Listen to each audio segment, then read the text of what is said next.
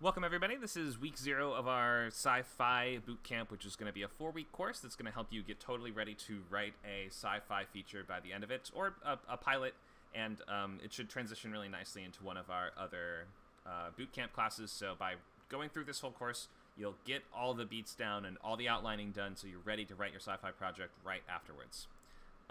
Let's take a look at what we'll be doing today. So this course is on ScriptCamp, of course. ScriptCamp being our Discord community that is focused on helping you get from idea to first draft to more polished script.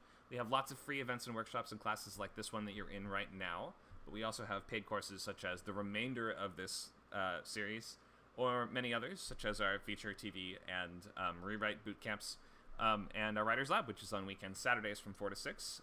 So we have many different features and things that you can access for free on ScriptCamp, but also if you want to go further in these bootcamp courses and, for instance, write a full feature in just 8 weeks, or write a TV script in just 6 weeks, then this is the place to sign up and be a member. The bootcamps goes from first draft to polished draft, but we're using our step-by-step step-by-step practical method and these 2-hour weekly meetings in order to get all of your ducks in a row before you start the script. So we focus on this really organized method wherein we are figuring out what happens on every single page of the story before you start actually, formatting and writing that in the software and stuff. So we have 8 weeks for the feature, 6 weeks for TV. We've done 4 weeks for pitching, horror thriller, and these sort of mini genre boot camps like this. We had a 6-week stage play class, which the recordings are up on our library for members as well. So if you become a member, you can access recordings of all of the previous classes we've done, and just get access to a bunch more workshops and events, and you just get more.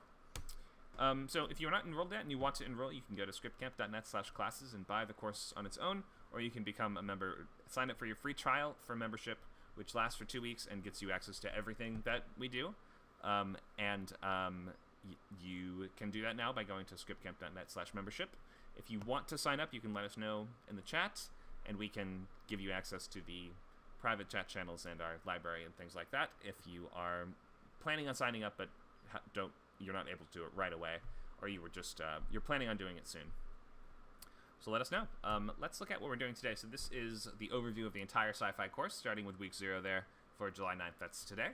So we're going to start today by really nailing down what we're doing with this genre and what are these specific promises and what are the things that the audience is coming in looking for, and what are the things that we have to kind of keep in mind when we are orchestrating not just the structure of our idea, but how do we choose the idea itself, because there is this inherent promise in sci-fi of something new and original, or some new and different way of thinking about things.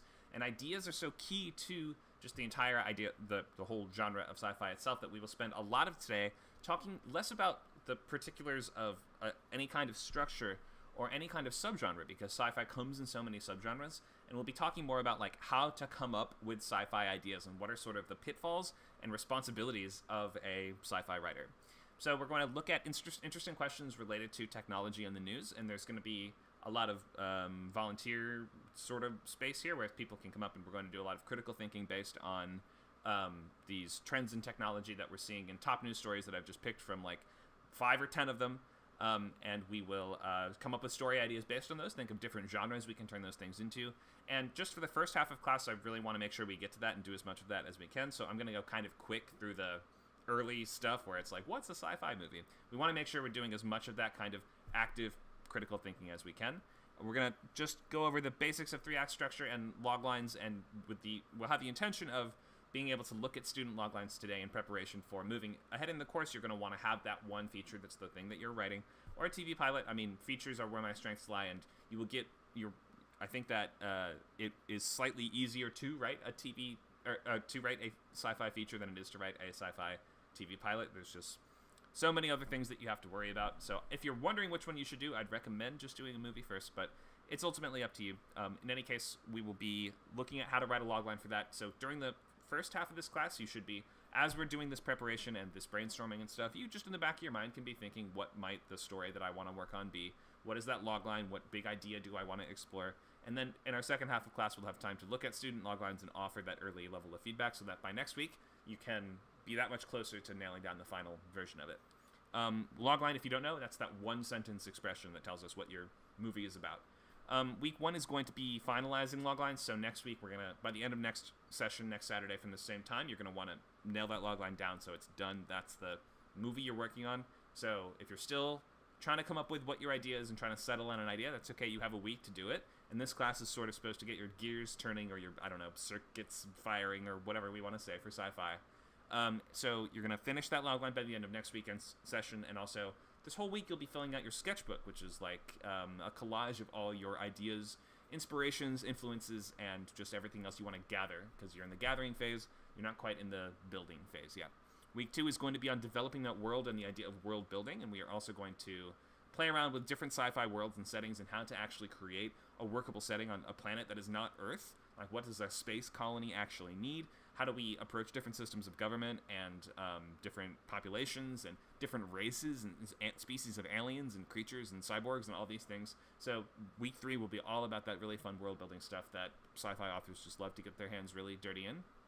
And by the end of that week, the goal is to develop your protagonist and antagonist and just start fleshing out your story world and its rules a bit more. Week 3 is going to be on those big blockbuster moments, those awesome moments that make you stand up and cheer. And that's what you're going to sort of use as these big tentpole moments in your structure that you're going to be working backwards from or working up towards.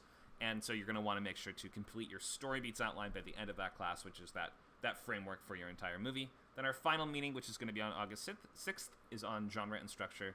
And by the end of that class, you want to complete your... by the end of that week, you want to complete your scene cards, which is going to be full paragraph for every single scene in the entire movie, so you know what happens on every page. And maybe even get so far as to write your opening scene. But the point is, you're going to be ready to start writing pages by August 13th, if you follow along with the benchmarks of the course. So thanks for being here. I'm glad to have so many folks in the room for this. Let's get going, just because we have so very much to do. I will be taking questions on a rolling basis as we go, so make sure to use that text chat. On the left-hand side of your Discord window, you'll find Sci-Fi Class. If you scroll to the bottom of the folder called Discussion, so at the bottom there you'll find Sci-Fi Class, and you can put your questions and comments there.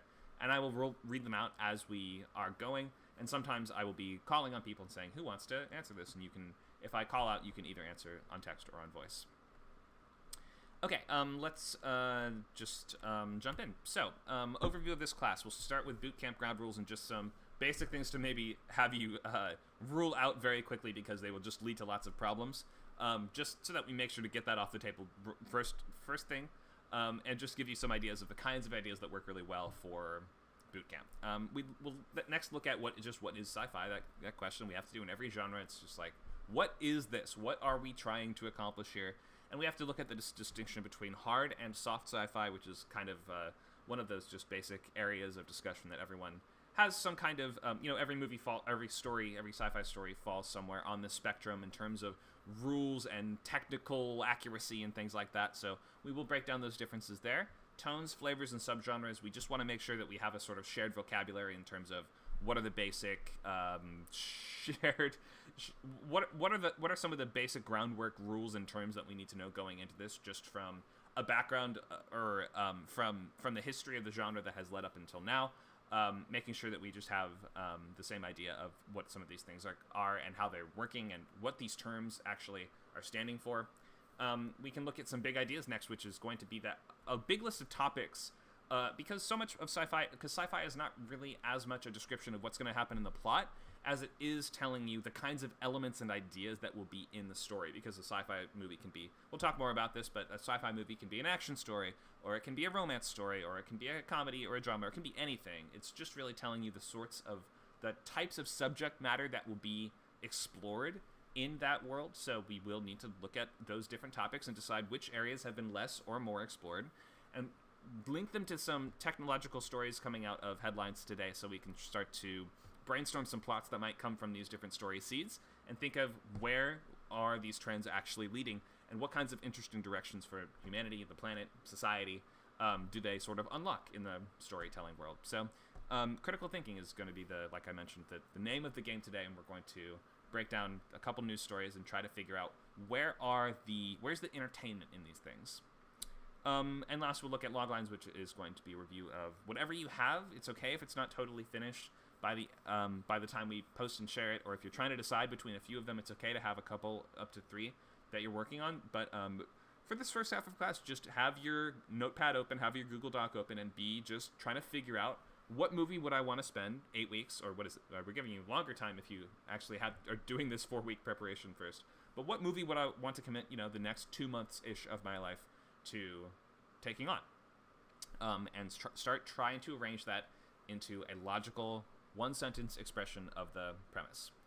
But it's okay if you don't get that done today. That's all just to get your, get those circuits firing for next week. Next weekend is when the logline should be finished by. You have a long time to settle things into place before then. So enjoy the process and just try to get your mind working and immerse yourself in the kinds of ideas that you could do. Because sci-fi is so much about the idea. So just ground rules first of all. You probably don't want to do a time travel movie. And I know so many people love time travel, and it's one of the first things they think of when it comes to sci-fi. I will just guarantee you it's really difficult to write in 8 weeks, or even any amount of time. We don't want the main notes that you're getting, especially if you're pretty early in your writing sort of journey. You don't want all the notes to be about the paradoxes.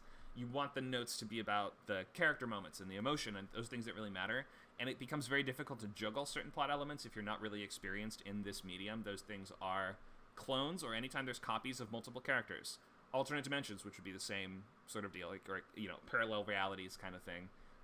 And last would be body switching. I've never seen somebody really able to keep a body switching script clear and straight on the page as to who's doing what. And you might not think of those things as huge problems, but I have always seen them be huge problems, even in professional work.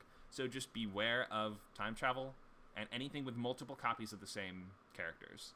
I'm not going to say you can't do those things, but just be aware there are huge pitfalls there, and you will probably run into them.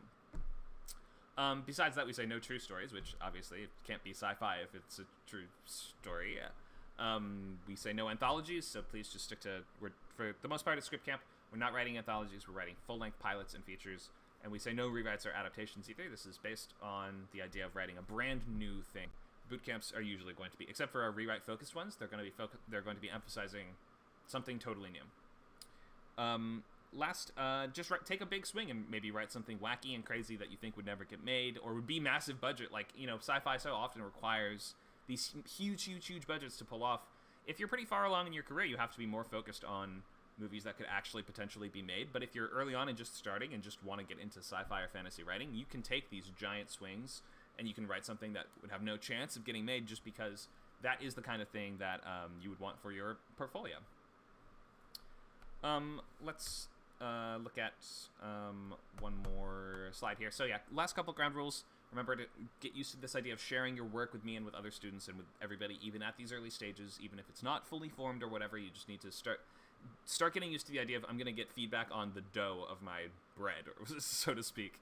The dough needs to be good before the bread can be good, so remember to get ready to start getting feedback on incomplete ideas. Moving forward, after this class, you'll have to use your real name to be in the bootcamp, so you can keep it as a username for today, but we can't use usernames in the industry or in further classes, so just be prepared to start using a real name after this one session. Okay, let's keep going. So what is sci-fi? Let's just get into some of these fundamental breakdown parts of this. So via Britannica, which is where I'm getting the definition here, fiction that principally deals with the impact of actual or imagined science on society or individuals. And we might say for this, most of the time this is going to be science that is out of our current reach of capabilities. If it's all stuff that could happen today, you're going to struggle to get people to agree it's sci-fi a lot of the time. But it might touch on any number of things, such as these warnings about the future or where things are going, these utopian aspirations or imaginary worlds, or these big disasters or cautionary tales or strange different planets or speculative political scenarios, or any number of things. It can be presented in any tone or any style, such as these very quiet character pieces or really loud action movies or satire or allegory. Any attitude towards the process of technosocial change, from cynical despair to cosmic bliss, as they put it here. So this can come in almost any single flavor and tone, but there are certain things that are always pretty much going to be the same. And that one of those consistent things is that everything's going to fall somewhere on the spectrum of hard to soft sci-fi. There's hard and soft fantasy, there's hard and soft sci-fi. What this really comes down to is technical specifics and just strictness of rules. Hard sci-fi is going to be stories that focus on science and technology as integral elements of the plot and are applying more sort of real-world rules to how they work. So science should be based on proven principles, even if they are being extrapolated to, let's say, it's the far future, but we're like, I'm going to have ships be able to, leap to a super fast speed, but it's going to be something that, they have. I really make sure to detail that they have all of the proper insulation and shielding, and I've measured, you don't have to, like, do all this work yourself, but you should, look into what it would actually take to actually shield a ship from jumping into warp speed or coming out of it. You have put thought into whether or not this tech is theoretically ever going to be possible, and it might be in 100 years we are, inferring that what we have is going to be at that level at that point. So it just means that you've put more thought into the technical side of things here. The emphasis is on this plausibility and this strict set of rules, which might hinge on applications of math or physics or chemistry or anything else in just in hard data. So there's no fantasy on this far end of hard sci-fi, and there's less of this emphasis on sense of wonder. Although you will still get that sense of wonder sometimes. But like if your sci-fi is really, really, really, really hard, all the way on let's say the left side of the spectrum here, then you might struggle to get to some of those big wondrous moments than you would see in soft sci-fi. For instance, a giant robot, the size of a mech or the size of a building. Not really possible in a strictly Earth type of environment due to how gravity works in something called the square cubed law. And so like you're gonna have to err on the side of realism when it comes to hard sci-fi, even if you're expanding principles beyond where they're currently capable of going. Some examples might be something like Ex Machina or The Martian or Gravity, Interstellar, Contact, Moon, and Jurassic Park, which Jurassic Park is kind of like, it gets to kind of crazy places, but everything is couched in such explanations of what's going on and real discussion of DNA and cloning and these things that were a lot in the public consciousness in the 90s as well. So you can see how even if we get to this place that maybe we never could have gotten in real life, it's at least nominally in this foundation of real science. And then on the other end, we have soft sci-fi, and the picture there that we have in the background is Star Wars, and Star Wars is space fantasy that includes some soft sci-fi, some would say, because Star Wars has straight up magic in it. So if the moment it has actual magic in it, we can't really say it's straight sci-fi anymore. I mean, there's wizards and witches in Star Wars. It's not exactly traditional sci-fi. You could say it's pulp space fantasy.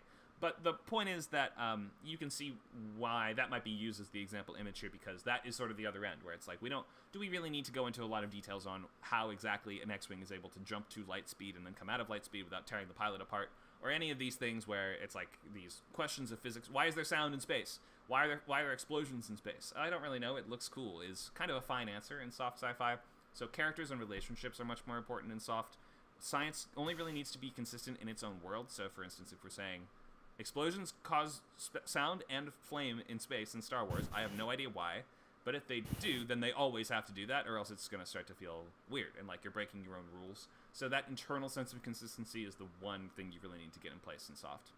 But it's going to largely have this stronger emphasis on social sciences in any case, such as think of alternate sociology, economics, or politics, or things like that. Tech level, you can use so much sort of hand-waving in the rules that it just crosses basically into fantasy, but it still has that veneer of plausibility. So it should seem like there is some kind of rational explanation in this world. The Force does not count as a rational explanation, no matter how many midi-chlorians are involved. So some examples of this might be something like Eternal Sunshine of the Spotless Mind, or Back to the Future, or Inception, or Avatar, Iron Giant. So anything where we don't need to think through the rules and specifics of what's going on too carefully. Anything where there's psychic powers, or something that seems to border on magic, nanite control that allows characters to do sort of wizardish things like an upgrade.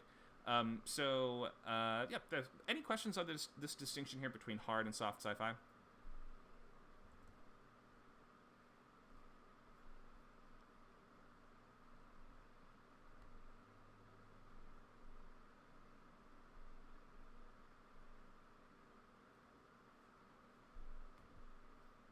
And feel free to either type or use your mic.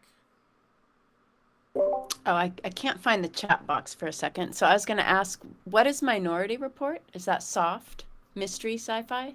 Or It is softer because it involves magic powers. The psychics that are at the foundation of pre-crime, which is the sort of big idea of Minority Report, it doesn't even attempt to explain, at least in the movie, it doesn't even attempt to explain why there's people who can see the future.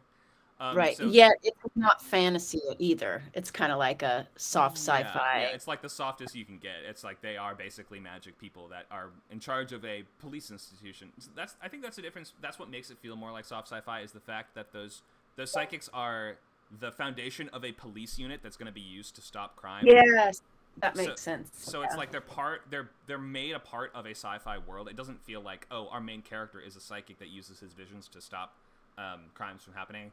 It's more like they are integrated into a sci-fi world a little bit more, so it doesn't feel like it's a stray fantasy element as much. But yeah, it's as soft as it gets with, I don't know, they can see the future. Cool, cool. Are alien invasion soft sci-fi? Alien invasions?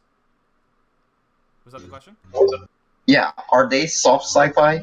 It depends how they're done. I mean, you could do a story about an alien invasion in which you have really thought through the specific physics and rules of how the aliens would get to Earth and what they would really be like and what do they really want. And then you could do a story that's like Mars Attacks, right? Which is like a cartoon where they show up in flying saucers and they shoot giant lasers because they're evil. Hard sci-fi would probably have more emphasis on they have some kind of logical reason behind why they, some sort of actual really clear logical plan for what they want to do with Earth. Look at something like Spielberg's War of the Worlds, in which their goal is to sort of terraform Earth, and they have like a real actual way of doing that. They use this kind of red fungus that they put everywhere, which is supposed to transform the atmosphere. And by the end, the aliens get killed by germs, don't they? So that's a very hard version of that idea. And then we have, so it's like, on one end we have War of the Worlds, and on the other end we have Mars Attacks. So just the fact that it involves aliens is no more or less plausible than anything else. In fact, the general consensus in the most scientific communities is that aliens are like essentially guaranteed to exist somewhere in the galaxy. So I hope that answers that question. You can do almost any plot element either way. Question? Sure. What if you do have a very adherent hard science sort of thing, but you are, like in your soft science stories, we're focusing on character instead of world? Like, characters and relationships are important, but the science is also you're trying your damnedest to stay consistent to like a almost no magic sort of deal. It sounds like you're just somewhere on the spectrum because this isn't like a hard cutoff.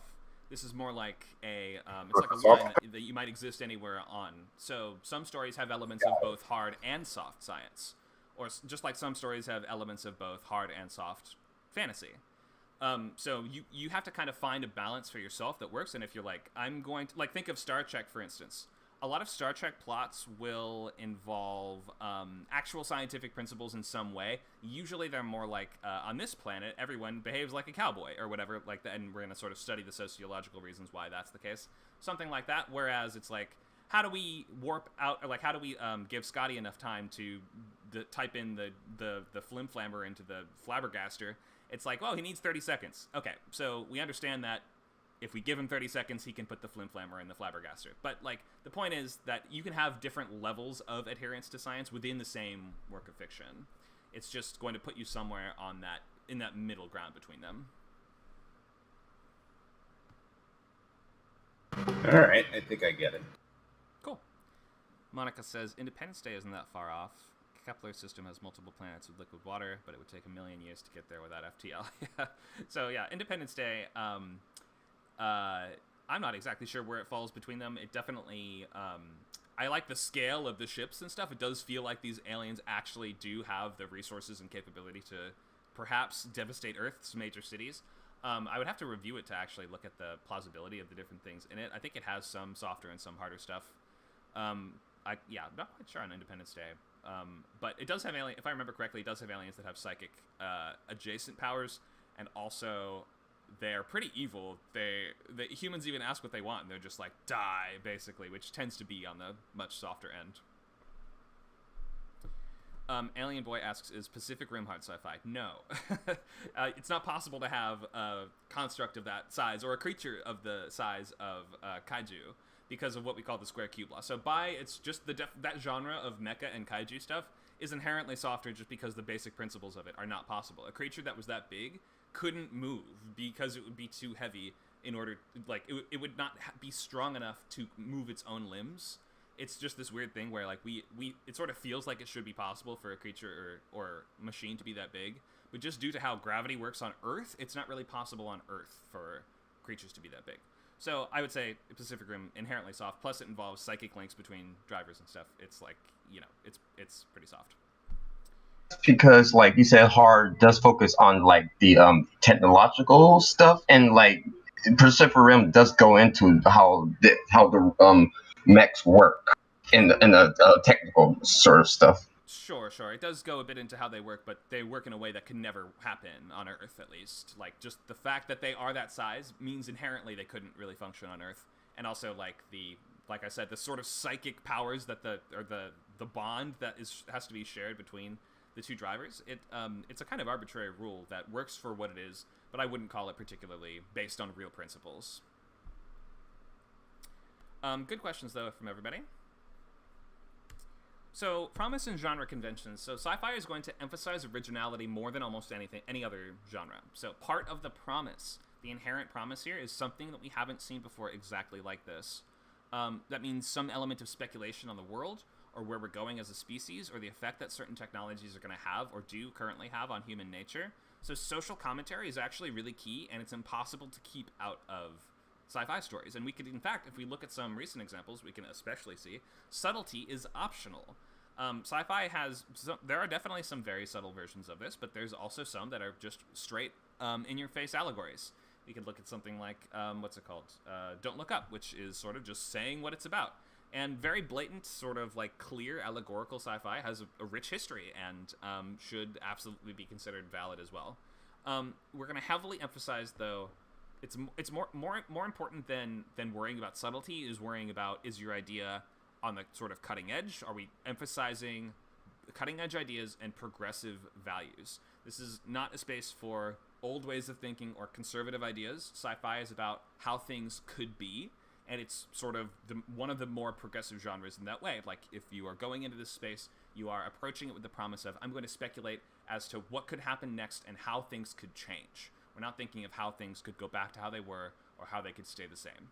So the other big promise here is just a certain kind of coolness factor. We just want to see awesome and unique imagery and character moments and thrills that are made possible only in the world that contains your speculative elements. That's why we want to base your sort of key premise moments and your most awesome premise scenes. A lot of the time should be something that could only happen in your particular world. Think of something like Edge of Tomorrow, where our main character is a soldier who keeps resetting time every time he dies, and so he partners with another soldier that is much more experienced than him, and they have to sort of work together to take down this alien queen. And the dynamic of their relationship is that every time he sort of messes up, she realizes that he's the only way they're going to reset time. His death is the thing that resets time, so she just kills him again and again and again. How often do we get stories where the main character's mentor kills them constantly every time they mess up? Like, we want to see you explore the cool things that are offered only in your world and use those as much as possible. Find as many entertaining avenues for showcasing those as you can. So most common movie genres are going to fall into a couple of these categories here. There are more than these, and there are exceptions to these, but like, this is a lot of it. When you say sci-fi, people are going to think it's one of these. We have thriller or horror, which you're going to find things like Alien or The Fly and The Invisible Man. Action, which would be stuff like Tenet or The Matrix. We have adventure, which is, I distinctify those by saying action is about interpersonal violence between intelligent entities. Whereas, so let's be, people versus aliens, people versus monsters or robots or something like that. Whereas adventure is about danger and high stakes, but without that element of personal. It might still have a little bit of violence, but it's less focused on that violence and more about how do we stop this dangerous threat. So think like Armageddon, Interstellar, Gravity, where it's not really about people fighting each other. It's about them confronting some deadly other threat using technological means. We have drama as our last one, which is going to be stuff like Her, or Arrival, or The Truman Show, where it's mostly going to be about the interaction of the characters and their interpersonal relationships that we are either exploring through a technological means, or we are perhaps exploring despite some kind of technological conceit or premise that is at place in the world. But there's more of these. This is just going to be what people are mostly thinking of. So if you don't know what else to do, probably pick one of these genres here. But there's room to do anything. If you really want to do a sci-fi comedy, you can. If you really want to do, a sci-fi, sci-fi romance, something like that, then no one's stopping you. But this is the assumptions. Let's look at some subgenres and just look at what a couple of examples of these things. This is far from a comprehensive list, but this is just some of the ones that you should know these terms. We have things like alternate history, which are going to be scripts that are set in worlds that are affected by major events in history occurring differently, such as The Man in the High Castle or the show called For All Mankind on Apple. Which imagine what would Earth be like if the space race, I guess, I forget the premise of For All Mankind, but it's like the Americans maybe didn't land on the moon or something like that, but the space race really heats up between America and Russia much more than it really did. Man in the High Castle is asking... Excuse me? So I think somebody... yeah, just to help you. Just to help you, very much For All Mankind is like, what if it was the Russians that landed on the moon first? And this, like, I guess, jumpstarts the space race. Cool. Or, like, it gets the space race continue. Thank you for that. Okay, so yeah, that's that alternate history. It's saying, what if the Russians won the space race, and thus we sort of extrapolate what might happen next. And then we have, sorry, I'm bringing up my slideshow. Here it is, Cyberpunk, which is going to be, it has a whole lot of its own rules and conventions to it, and ideas behind it, and it has its own the whole punk subgenre has these sort of literary themes and roots that you should probably study if you're going to be writing about these things. The punk suffix sort of emphasizes that it's like a response to society in some kind of way. Like, we look at trends and where they're going, and we sort of say, like, Cyberpunk, for instance, is envisioning a future in which corporations pretty much run everything. So we're taking, like, the negative parts of modern society and blowing them up to, like, 100 times their size. So saying, how, like, Amazon and Google are controlling everything. Well, in this world, Amazon and Google control, like, the nation as city-states, as, like, a series of warring city-states or factions. So the idea of corporations taking over or running things is really, really key to Cyberpunk. And also, it's just about the people that rebel against that system. People who live in, like, crappy urban apartments who are, secretly hackers or people who are trying to fight against this oppressive system. It has some crossover with noir. It has some crossover with action and with mystery. And, there's just a lot of stuff in Cyberpunk that you should look into if you are into that sort of stuff. It has its own very clear, distinct rules and world to it. We have Dystopia, which I think we're all very familiar with, and often Cyberpunk will have elements of Dystopia, but these are stories that are focused on detailing a struggle between characters and some kind of government or institution or whoever's running the place where they live in a kind of negative way, which might be designed in such a way as to highlight the flaws of real-world governments or societies or problems. So, for instance, we might say, it's a fascist dystopia, so it's kind of like the Nazis run everything. That's like, The Man in the High Castle. Or it might be a dystopia that's based on, I don't know, a racist dystopia where, only one race is the supreme one, and every other race are slaves to them. It might be like that. So we try to pick one or two things to base that dystopia around, usually, and that will give that clarity to it. We have farces, something like Bill and Ted, where ostensibly we're using sci-fi sorts of elements and imagery, but we aren't really actually abiding by any real rules or principles. We have everything there from you got your Bill and Ted, your Futurama, your Hitchhiker's Guide to the Galaxy, stuff like that. Then we have military sci-fi, which is pretty common. That's your Aliens, your Edge of Tomorrow. Other space marines and soldiers are perhaps fighting aliens or robots or something. So you see this in all the James Cameron stuff. You'll see space marines in Terminator and in I guess they're not from space if they're in Terminator, but you get the idea. This is the Warhammer 40K kind of thing where it's going to be about the military organization versus some kind of threat that is based in sci-fi, or they're using some sci-fi element to combat that threat. We have New Weird, which is kind of hard to define exactly, or I'm not the best at defining this one, but from my best understanding of it is that it's going to be sci-fi that is combining elements of either cosmic horror or a little bit of fantasy that is sort of worked in, or just the elements that are unexplainable, like things that are beyond our comprehension that are kind of woven into however the stuff in the movie's working. So Annihilation might be an example of that, but this is not really a movie genre. We have a question in the chat. Was there sci-fi in the Hunger Games? Yeah, Hunger Games is set in a post-apocalyptic world that is a dystopia that is risen from the ashes of a destroyed America. So absolutely, yeah, there's definitely sci-fi elements in the Hunger Games. We have social sci-fi or satire. That would be something like The Lobster or Idiocracy, where we're using elements of society that have been exaggerated in some kind of way to make some kind of social point. So The Lobster is about relationships, and it's set in a kind of dystopia where people can, if you become single for long enough, you get put in this weird hotel that you're forced to make a connection with someone else there and have them be your sort of assigned partner by the end of it, or else they will turn you into an animal to sort of punish you. So it's like a sort of weird, surreal, comedic sci-fi satire. We have Idiocracy, which is about a guy that gets, it's like Futurama. He gets thrown into the future. He gets like frozen for 1 billion years, and he wakes up in America where everyone's way stupider than they are now because they've gone down the, we can easily say, we're seeing the trend of everyone's getting dumber over time. So it's sort of taking that literally. Space opera is going to be stuff like your Star Trek, and your Star Wars is also space opera, but with more fantasy elements to it. But that's going to be, people on spaceships. Often it's going to involve either elements of military sci-fi or perhaps sort of sword and planet kind of stuff, which is to say, imagining sort of kingdoms and medieval hierarchies in space will sometimes be a big part of that. We might have galactic federations and empires, and it's going to be about like the conflicts between military bodies and sometimes with different species. And this is the genre of all of these where you can kind of get away with having different kinds of aliens just baked into the world of what you're doing.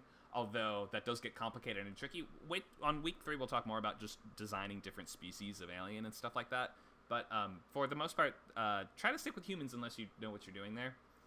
And then we have Steampunk, which we may have seen, some people may have seen stuff like this before. There's steampunk conventions where people dress up in funny, silly stovepipe hats with pistons and gears on them and stuff. And this is sci-fi that's set in the past, usually around the Industrial Revolution, but there's different sort of like other punk versions that come from different eras. And we say, what if steam power had the ability to power way more complex machinery, or to do things that it just couldn't do, or it worked at a scale that it never did. So we have, giant tanks that are running on steam. We have robots that are running on steam, computers running on steam, things like that. It's like a historical-based sci-fi speculative story. And then we have superhero, which we're not going to talk about as much just because so much superhero stuff drifts so far from sci-fi that it just becomes fantasy. I mean, no matter how they try to explain it away. Is X-Men actually based in sci-fi? No. I mean, everyone gets a gene, and the gene gives you a random superpower that could do anything from you can shoot lightning to you run around on all fours like a toad to you grow blue hair all over you to you can shoot lasers to, like, that's just fantasy. We're not even pretending that that's actually kind of a real thing. But Iron Man I picked as the example here because within Iron Man, the first one I'm talking about, all of the sources of the sci-fi are coming from the same place, which is kind of key to making things feel cohesive. Like the arc reactor that Tony Stark is using to make his suit is also the technology that the villain uses to make his really big, evil, bulky suit. So that one, out of all of them, is a little more couched in sci-fi, but again, we don't want to get too far into superheroes here for the most part. Usually superhero media is not that concerned with sci-fi elements. Okay, let's keep going here, just because I want to make sure we have as much time as possible. And feel free, again, just because I'm not pausing for questions that much, use that chat. If you have questions or comments, feel free to make them, and I'll be checking constantly. So let's make sure we know what some of these genre terms or ideas are meaning. I think in the chat a minute ago, Monica used the term FTL. Do you want to start there? Monica, define FTL for us. Sure, faster than light travel. Mm-hmm. And what are the implications or importance of this? Basically just that you can go several thousand or million light years distance without destroying the ship, killing everyone, or taking all of that time. So like most famously in Star Trek, you're going to get like warp 50 or whatever. I don't know what they go like warp 20 or something, and they can get across entire galaxies. But it's still actually, in terms of getting them to the other side of the universe, it's still like in Voyager, canonically would take them like 100 years. Anyway. And it breaks one of Einstein's like fundamental theories, right? So I believe so. Yeah, I think faster than light travel, as far as we understand it, could not really happen like it does in most movies and TV shows. But it's one of those things that it's so baked into the genre at this point that if you use the word, people will know what you mean. Sometimes we'll have some ships in some series will have like an FTL engine or something like that, which is sort of one of these things that is used to justify or kind of explain how it works. But the more you get into explaining it, the sort of more problems you run into sometimes. So it's best to just sort of make it feel like, oh, that's the engine that's in charge of that. It works because it works, and don't play with it too much. And FTL is important because it's going to allow your characters to travel between different star systems in less than what normally you got to go to sleep in the pod for years and years in order to get from one place to another because we just can't travel there. And also part of the fantasy of FTL is the fantasy that you wouldn't hit anything on the way there, which is why in Dune only characters who use this kind of almost magic drug called spice can chart astrogation can make astrogation leaps because they are able to sort of like psychically make all the calculations to predict how you won't hit anything on the way. So like you should just know what FTL is and how it's kind of working if you're going to have this sort of stuff in your story. Let's go down the list. So we have cyberspace here, which cyberspace refers. It feels a little dated to use this at this point, but it sort of refers to the virtual world, which might be kind of like in 90s movies we'd see people representing cyberspace as like a sort of Tron type physical space that you can actually physically go into. There was sort of an obsession with cyberspace in 90s movies to the extent that almost a lot of franchises had the Cyberspace movie, or even Hellraiser had like a VR cyberspace kind of entry in the franchise. We used to be more fascinated with this idea of virtual worlds. Now that this is more commonplace, we're a little less fascinated and a little less mystified by how certain elements of cyberspace are working, so you can't get away with as much of this nowadays. Uplifting. Does anyone know this one?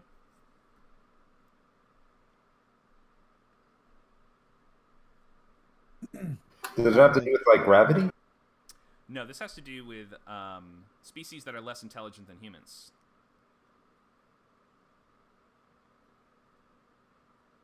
So like turning them into humanized.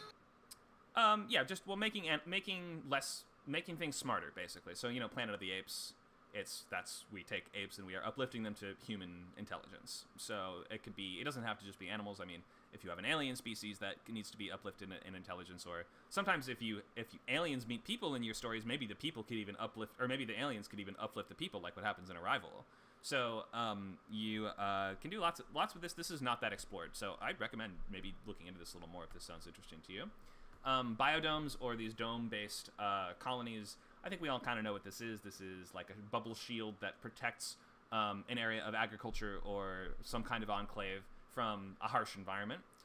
Force fields and hard light. I forget the first people to use the term hard light, but I believe force field does come from The Nightland by William Hope Hodgson, which is a sci-fi horror novel from like 1911, which also speculated on ideas called earth currents, which have since been so discredited they're not even used in sci-fi anymore. But there was this Victorian idea of how electricity could be conducted by the earth itself. And in his series, there's this kind of massive ziggurat, or it's not a series, it's in this book. There's like a massive ziggurat pyramid. The last vestiges of human culture live in a tower that is protected by what he called a force field. It's light that has sort of been hardened, or it's like energy that has been drawn, in his case, from the earth and formed into a sort of transparent shell to keep the monsters from killing all the people in the tower. So I think we know what force fields are just from having seen this so much in media. They work differently. In some it'll burn you, or in some it's just going to repel people, or in some it might dissolve you as soon as you touch it. So you can make your own rules there, but we kind of know the basics. Usually they're red for whatever reason. What else? First contact. What's first contact mean?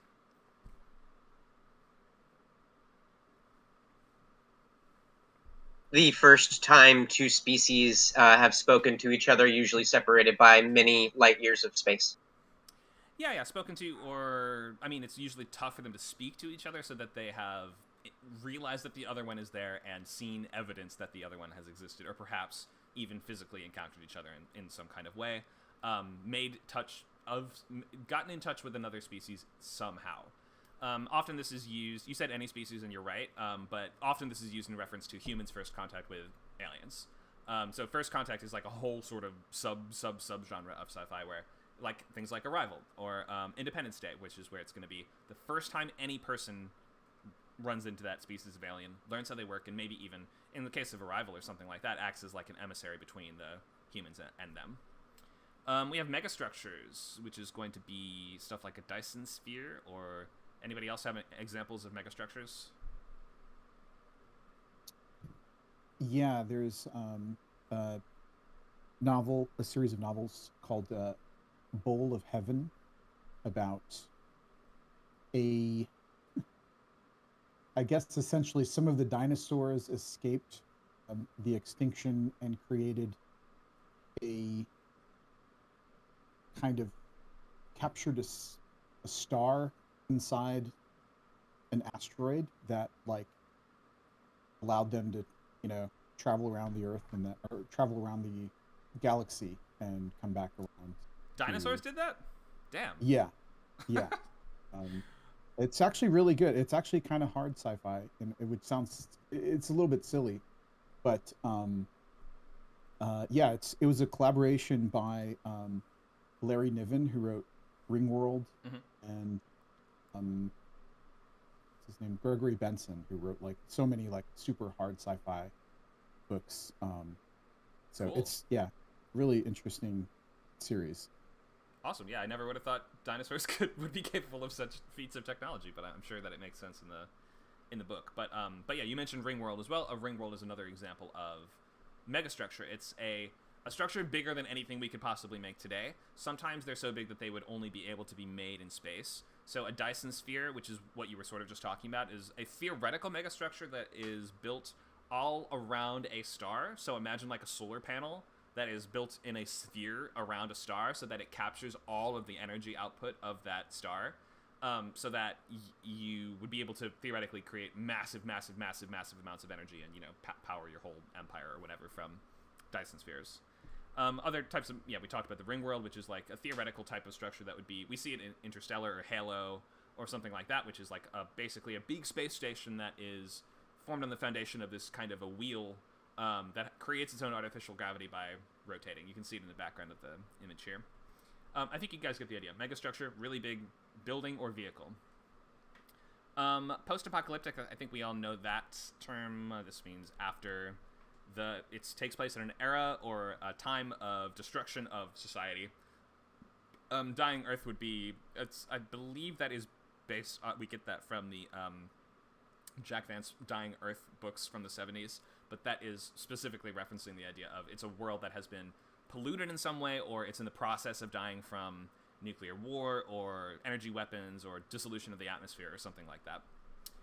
Psionics. Anyone want to take this one?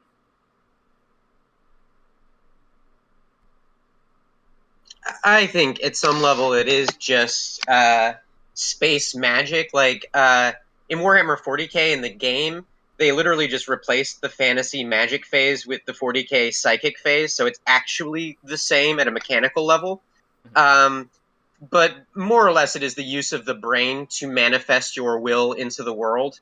Yeah, you're right. It doesn't have to be in space. It could just be people on Earth. But this is sort of just sci-fi magic. Like the Force is technically, now that they've explained it as much as they have, a type of psionics, because it's sort of saying there's these microbes in your brain that allow, or I don't even know how midichlorians work, in your blood, something like that, where you have enough of these microbes and you can start to interact with the tangible energy of the universe somehow. It's like pretty much as soft as sci-fi gets, but you'll see this sort of thing all the time. You see it in Independence Day, in XCOM, in Star Wars. I think Star Trek has some psychic stuff, though I could be wrong on that. But a lot of Firefly has psychics. You'll see this a lot in sci-fi, but you should just understand that there's not really any actual grounding principles for it. It's sort of, you just make it up as you go. Just be as consistent as you can with how your space psychics and magics are going to work. We have just a couple other things on here. I'll go through them quickly. Utopia versus Dystopia. I think we know this one. So the Dystopia is going to be a society that's gone to absolute crap because of oppressive government forces or regimes or whatever ruling structure is in place. And Utopia is one that is, we sort of imagine a perfect or a more perfect version of society. Utopian fiction is not really a genre in the same way as dystopian fiction, simply because utopian fiction does not imply a conflict. If we say it's about some kind of perfect society, then it doesn't have that built-in conflict of, oh, the bad people are the government and we need to fight them or take them down. Utopian fiction might be about a sort of subversion, like it might be about a society that sort of seems perfect on its face, something like Logan's Run, that needs to, in fact, be revealed or shown to be a dystopia by the main characters, or it might be about some other story that's just set in some kind of perfect sci-fi world, but that's just tricky to pull off. So do with that what you will, but that spectrum of utopia to dystopia is something that is very, very, very much a big part of sci-fi. And then we have the singularity. Anyone want to define this one?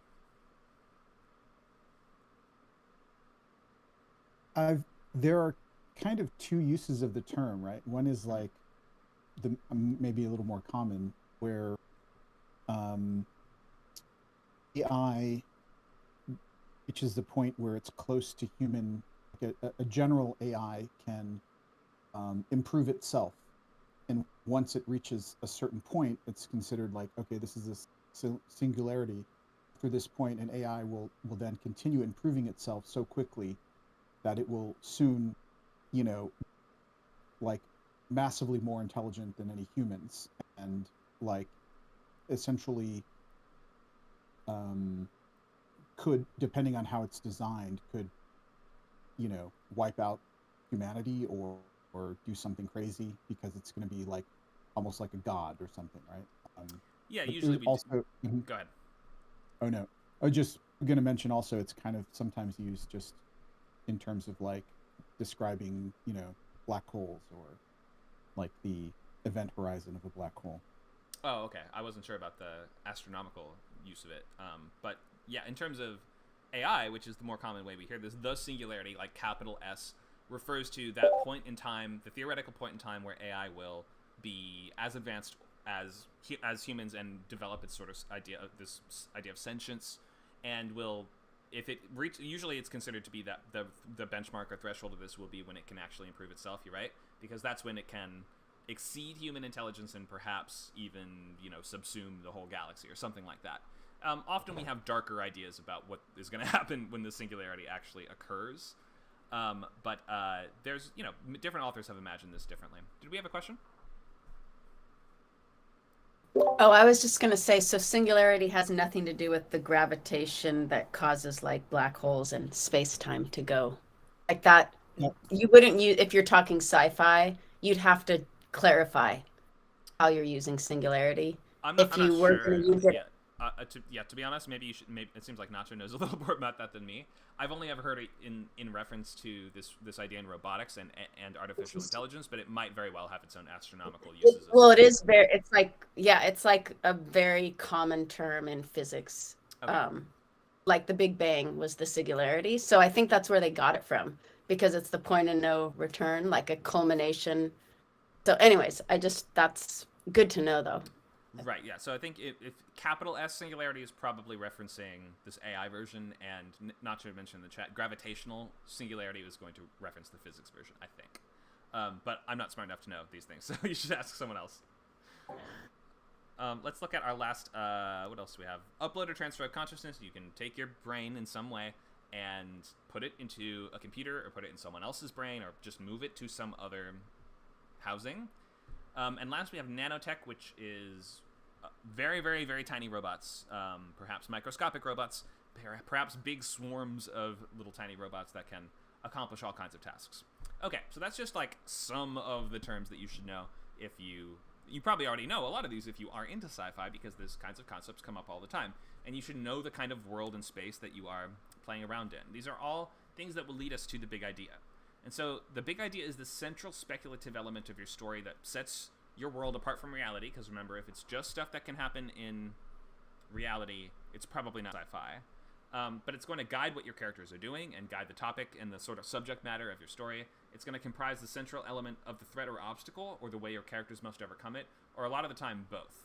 So we're asking, what if this thing existed, or what if this technology advanced to this degree? Ultimately, the question is kind of, what conflict would this create or solve? So when you're writing out your loglines for today, we want to include the topic of scientific speculation, and also the big idea, sort of summed up very basically like this. So we have something like altered carbon. The topic of speculation is consciousness upload and posthumanism. The big idea is it's a world where there's these things called sleeves, which are like human bodies that you can transfer your consciousness into, so people have essentially achieved immortality. Minority Report, we mentioned earlier. The topic is criminal justice. The big idea is pre-crime, which is a police agency that arrests criminals before they commit the crime. Ready Player One, the topic is social media and VR, and the big idea is Oasis, which is this worldwide metaverse that everybody uses and as something that is it's like Facebook meets VR chat times a billion. And then last we have Severance, which is the topic is corporate work life, and the big idea is the self-titled, the titular Severance, which is a procedure to separate an employee's mind into two distinct halves, a work version and an outside version that have no memory of each other. So when you're writing out your loglines, include your topic of speculation and the big idea just summed up very simply. Often this can be just one word or a couple words. And with movies, you don't want to spread yourself too thin or include too many crazy concepts. You want to be able to boil down your big idea to kind of one thing. Do we have a question here? Oh no, I just joined and I didn't press the mute button. Oh, no problem. I heard something. Let me open it for questions regardless, though. Thanks for joining, by the way. Let's just open for questions on big ideas.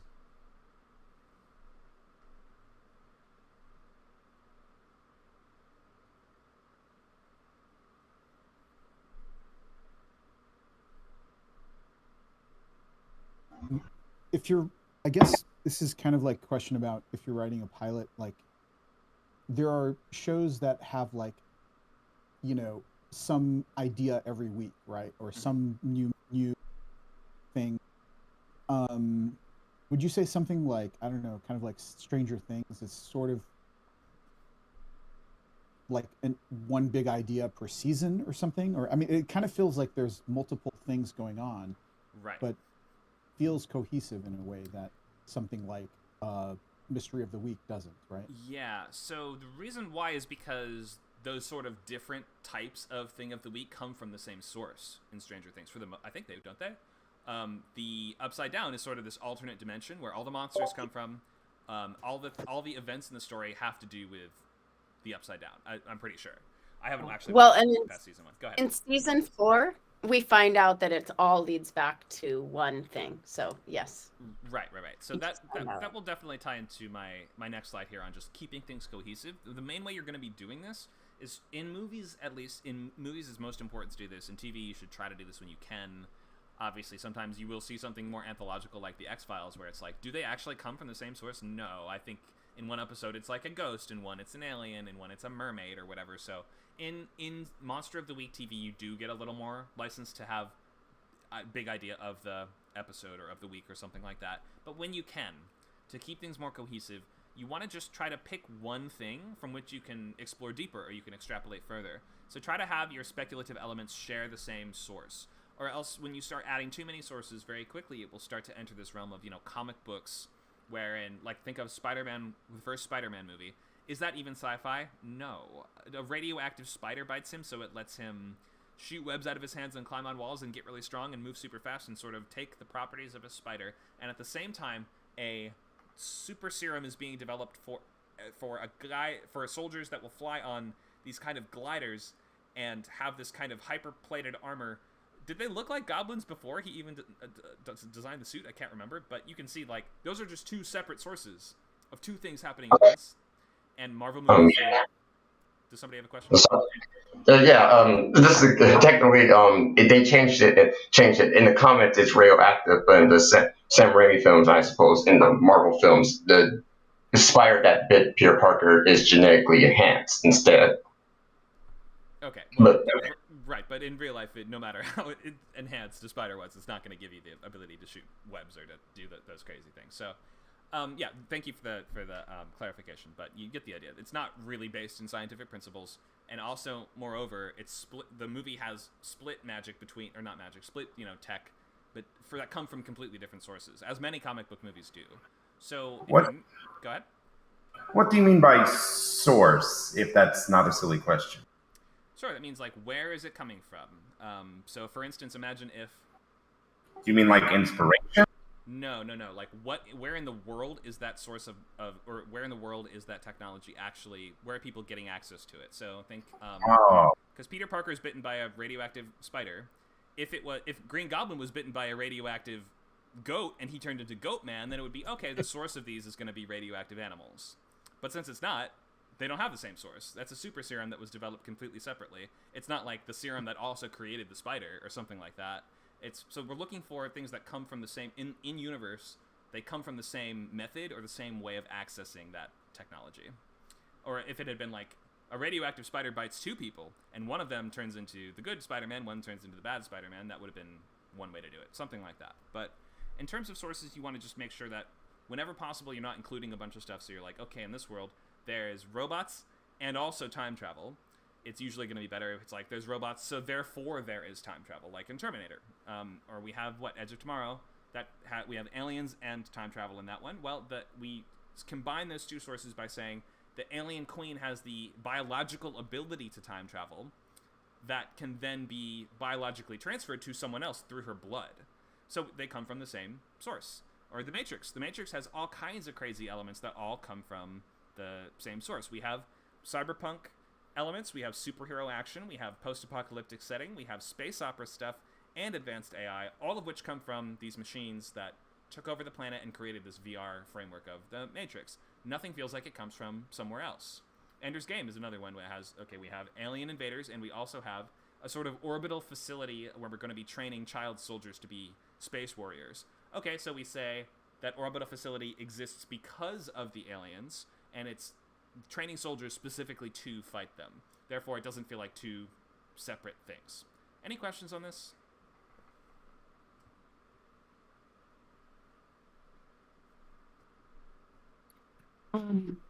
What's the difference between The Edge of Tomorrow and how the alien queen has the innate biological ability to reset time, and how you stated that in Spider-Man, the spider, whether genetically enhanced or radioactive, affecting him biologically, how those don't appear to be the same the way you described it. So what's the difference there?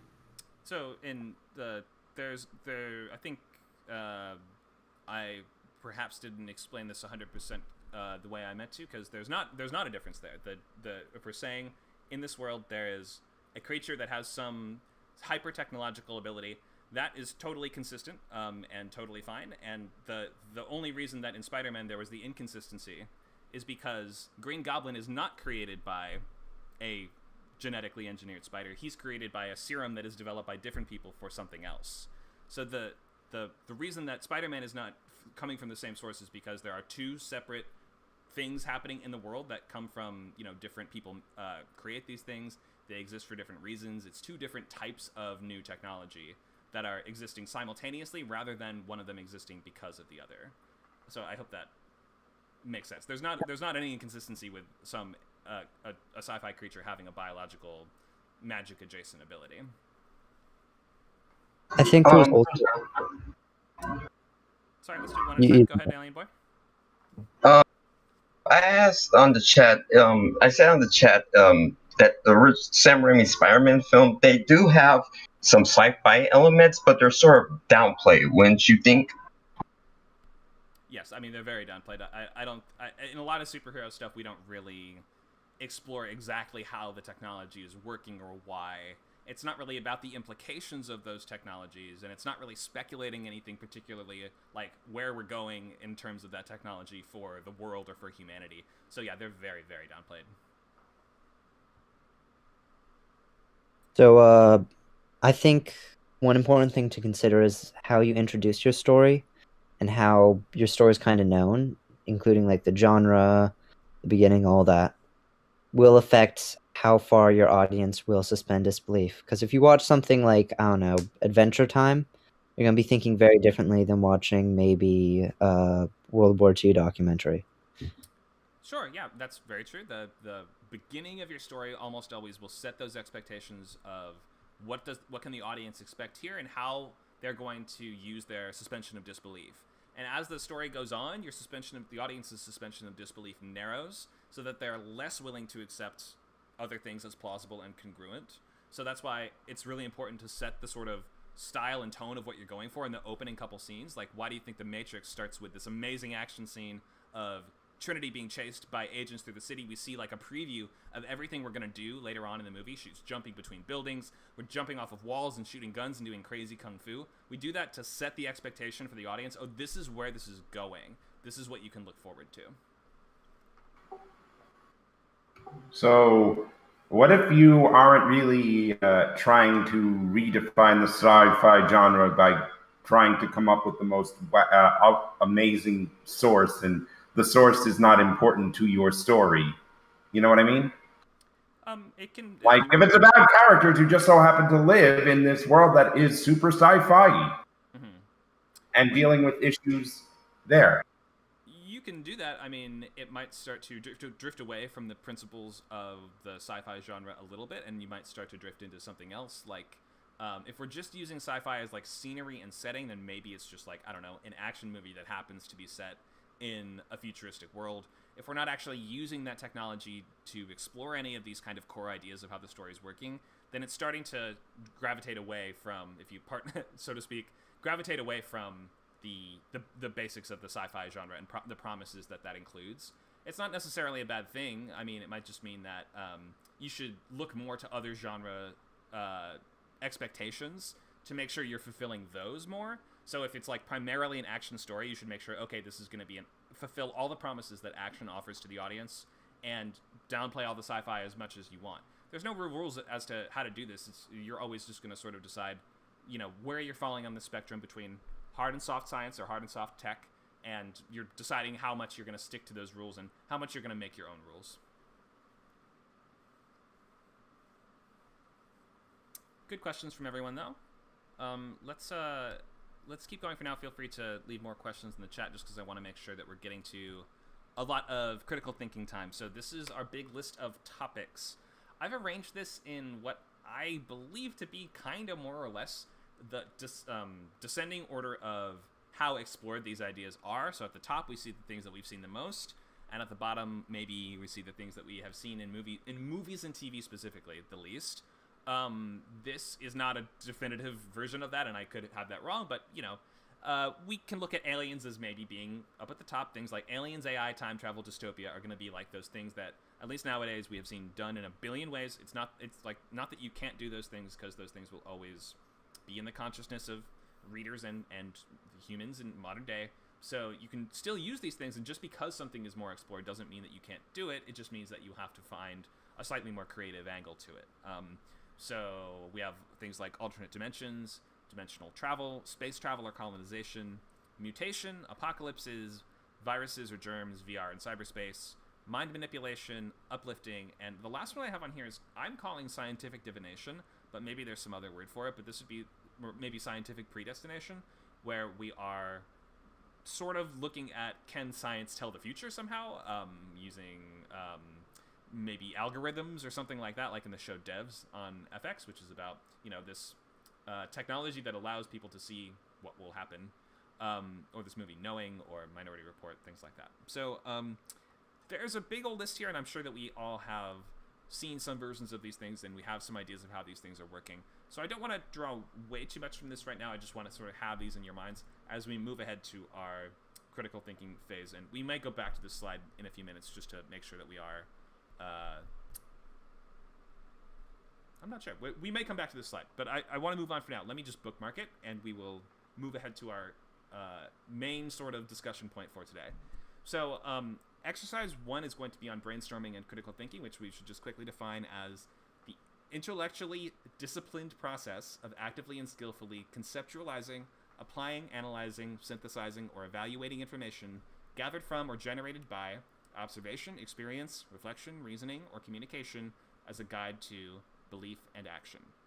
So we are going to use this chart here, which I might as well post in the chat as well, because it might be sort of hard to see in the resolution of our Discord window. But we're going to use some volunteers to go through this list of strange science headlines and get ready to just answer some of these questions about it. So if somebody wants to volunteer for this, let us know in the chat. We're not going to have time to go through every single question on here, but in later classes we will have time to do more of these. I'm just going to do 2 or 3 of them for now. Does anyone want to volunteer to do some critical thinking on science topics with us? Amanda? Okay, we'll have Amanda. Anyone else? Let us know in the chat, and I can call on you next. Let's start with Amanda. Amanda, can you see these headlines okay? Can you read these? Yes. Texas man puts life saving into buying virtual property. Oh, life savings. Okay, yeah. Yeah, I can read them. Okay, great. Let's read these out. So first one, we have Texas man puts life savings into buying virtual property. These are real headlines, by the way. So virtual property, kind of interesting. Researchers made cyborg locusts that can smell cancer. This is also real, I promise, although it doesn't sound real. There's a way of modifying insect brains to detect cancer. Not even a living insect. It's like a hollowed out shell of the insect that they're just like poking its brain, and they're able to use its sensory system somehow to detect diseases. We have AI-powered speech recognition entering a new phase, total global comprehension. Not exactly sure what that even means yet, but we can see how, speech recognition technologies have gotten incredibly advanced over the years, and all kinds of scary implications from that. I like this one here. Can you read this one in the bottom left, Amanda? I saw that in the prompt. Google's allegedly sentient artificial intelligence has hired an attorney. That just sounds like a comedy. Right, but is it also almost like not singularity, but could be leading to dystopian really quickly or something? Yeah, that's usually how people imagine those things going. Last ones we have shape-shifting microbots can brush and floss teeth. So imagine shoving a bunch of tiny robots in your mouth to clean your teeth, and welcome to the future. Yeah. I have a couple more, but let's just pick from these for now. Which one of these do you want to think about?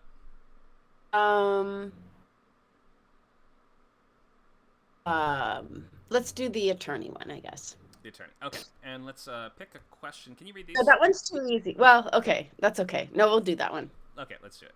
So do you want to do who, what, when, where, why, or how? What is fine. What is good. Okay, let's look at what. So I'm gonna bring it out of the slideshow just so I can zoom in a little bit. Maybe that'll make it easier to read. Hopefully you guys can see that okay. Okay, so the topic in question here is an advanced AI asking for an attorney. So we might define that as like sort of approaching the singularity. We have AI asking. Let's make this AI rights. So AI quote human rights will be the topic that we're talking about. Okay. So what are the strengths and weaknesses would be our first question. And so I'm not sure if let's ask more what are the advantages and disadvantages rather than strengths and weaknesses. So what is to be gained or what is to be lost by giving robots the same legal representation rights as humans?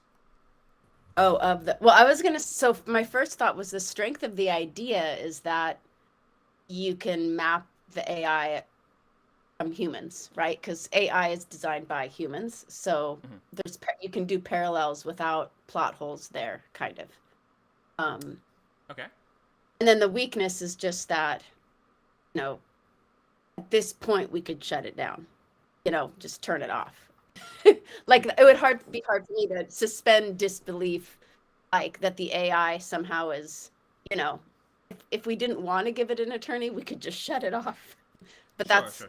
So the premise. So, right. Okay. So yeah, and let's think in in real life terms, we could just shut it off. I'm sure some people would start to question the ethics of that on its face. But let's just debate this. Let's just talk about this idea of AI rights or AI legal rights. So let's look at advantages and disadvantages. What are the advantages of giving these rights to artificial intelligence?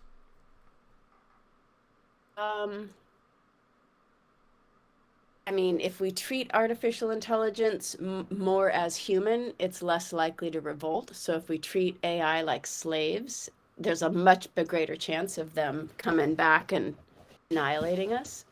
Sure. Okay, yeah. So it's if they have a sense of compassion, then maybe they will treat us better because we treated them better. Yeah, sure. Yeah. Do we need to pay robots to work for us? Because it needs to get money to pay for an attorney, to pay taxes and all that. If we're making it equal to human, they'd also have to do those certain human things. That's a good right? point. Let's Yeah. so just for the purposes of this exercise, let's just keep it to the one speaker at a time. But if you want to volunteer next, then feel free to do so, and you can do Oh, this okay. one. Sorry. Or Okay. write in the But comments you're right. too, because that's Yeah, feel free to use the comments as well. But that's a good point. I mean, like if we're saying an AI needs to be able to hire an attorney, then if we follow that syllogism down the logical path, we say, well, they legally can't have jobs. So how would an AI get money, for instance? That might be like a counter argument against it. You might even be able to use that to say, well, an AI is not going to be able to afford an attorney, and what are we going to do? Pay the robot? So give the robot money? So we might. That's just some interesting ideas and questions there. How about this? Is there another alternative? from the AI needing an attorney. Like so the situation had to have been that the algorithm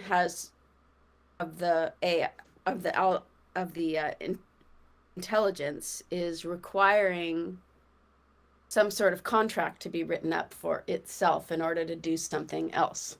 So it's hit something where it needs a contract, or so. I mean, the alternative is that you just program a contract into it. You just like we manufacture the AI, we just manufacture a contract for the AI in a computer program. Sure. Okay. So like actual contracts that designate what the robot is allowed to do, or maybe we need new rules in place if the robot feels that its rights were violated. Maybe we need new protections in place. That would built into the code. Yeah, perhaps built into the code, or perhaps built into the law that might say you can't treat your robot like this, something like that. Maybe that would satisfy the robot who wants an attorney. Let's pick one more question. So, what's the pick one of these? Best or worst case scenario? Most or least important part of this? Let's do best and worst case. I like that one. Yeah, I like that one. I mean, worst case scenario is that the AI, I don't know, it makes Bitcoin or something. And some greedy lawyer, is just like, well, he's going to pay me. So shit, I'll represent him, and creates, these new laws for artificial intelligence that, gives them human rights in a way that undermines like ours in some way, like that doesn't take into account the fact that like we've programmed them and there's just something different about that. And not to mention, this is what pisses me off about this whole scenario is that animals do not have human rights yet, and I will, over my dead body, does artificial intelligence get human rights before animals? Okay. That's so a very interesting. Maybe some interesting points of view for a movie there. And so if that's the worst case scenario, you're sort of saying that people might exploit the AI in some kind of way. Like if we realize that AI are actually paying money to lawyers, then maybe somebody will like design a framework around that where they can make a lot of money, because suddenly it's a great sure, okay, right, it's a great way to make it's an untapped market. right. I also might say, just the worst case, if we're saying the scenario occurs of robot or AI needs to hire an attorney, the scenario could always be they hire an attorney, the attorney gets them off, and they were guilty, or they didn't, they should have lost, but the attorney has now absolved this AI of whatever. Right. And the AI is just going to be more intelligent than the humans at a certain point, because it's processing a lot more things at a conscious level. Mm-hmm. And so and then also actually the worst case scenario is like, why is the AI hiring an attorney, right? So then there could be something dark behind that too. Sure. And last question, what's the best case scenario? The best case scenario is that the fact that the thought process that goes behind, whether we give robots rights leads to animal rights and the stopping of factory farming. Okay, sure. That's a very specific take on this, but that's okay. You can answer these questions however you want, and these are all things that might come up. What would your best case? I know that's my own. I twisted it to my own That's okay. design. what would I think? What's the best case scenario here? That we hire the robot hires an attorney. It turns out that the attorney gets the robot out of whatever trouble it was in, and as a result, that AI is now so pleased with humanity or whatever that it acts as a sort of emissary between us and robot kind, and it helps us design laws that are going to treat everyone fairly. Oh, okay. Well, that's very good. Thank you. That was Sure. Just making it up. Good thoughts, though. Thank you for doing this. Let's do one more. And so, like, as we're doing these should just be jogging your juice. Jogging your juice? What am I saying? Juices flowing, gears turning, whatever it is. That should help you start to, like, these questions should help you start to be able to take these topics and ask, where could this go that we have not seen explored before? Where are some places that we could take this that might illuminate some new element of human nature that we haven't seen fully explored before? Or what's some technology we've never seen in a movie before, or we've never seen it used for this before? So just this is to help you think of ideas. Let's get one more volunteer. I'll give it a go. All right, let's do it. Let's pick a topic from the... Where were my slides? Am I on the right thing? Yes, I am. Okay, it's on this page here. So, what we have left, we have Texas man puts life savings into virtual property, total global speech comprehension, shape-shifting microbots in your teeth, and we have cyborg locusts that can smell cancer. I also have 2 on here. Democratic AI is better at redistributing wealth in America, and a woman with an artificial heart in her backpack that she carries around everywhere she goes. This is also real. So artificial organs being carried around on your person in some kind of portable device or machine. Anything catch your interest? I think, what was that other one from Google? The one on the second page? Yes, the AI at redistributing wealth. Government AI, yeah. Do you want to do that one? Let's go with that. Okay. Let's pick who, where, when, why, or how. Let's see. Can you size that up? Sorry, I can't see into this.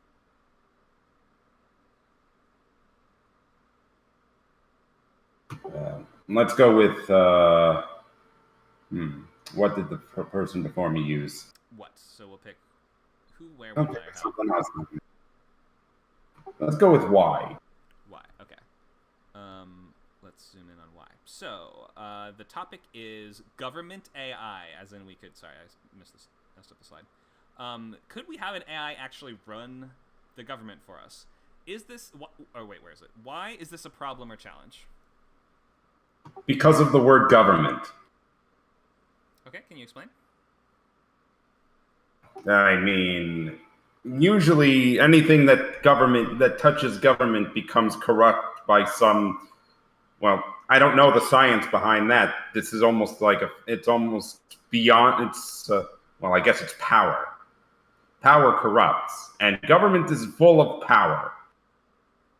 Okay, so you might say that any government is going to not make everyone happy just due to the fact that governments are trying to run things efficiently and are trying to, consolidate power for themselves, and an AI might not be the best at that. Is that the problem? No, I'm saying that somehow the AI let's figure out how intelligent is this AI. I'm not sure.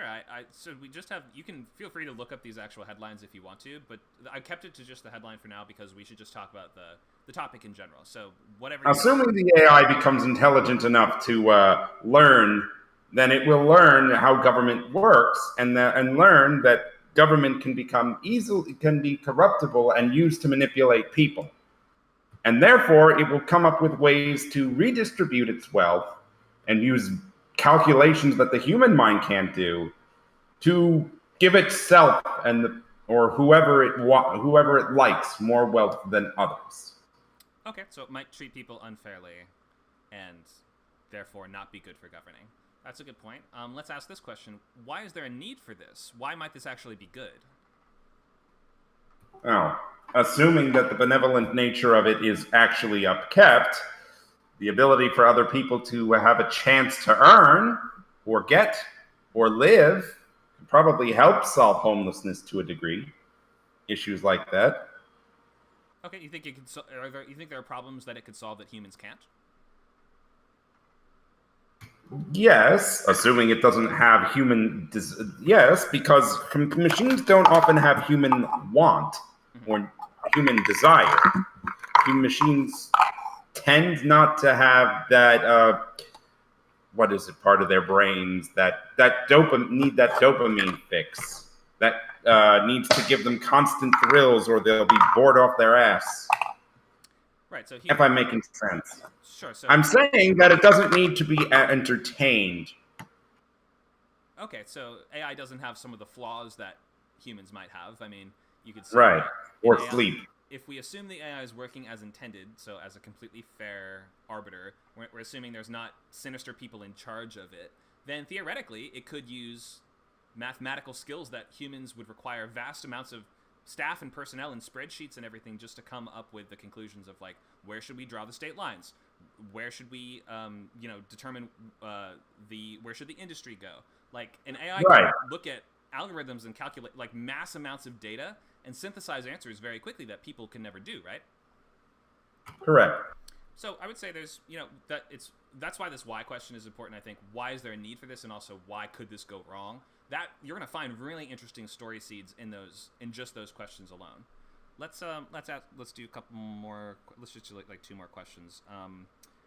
Why have we allowed this to happen? Okay, let's ask the question: why would this be allowed to happen? Like, what scenario would lead to AI taking over the government or being instituted as the main governing force? Well, I mean, there could be all sorts of things.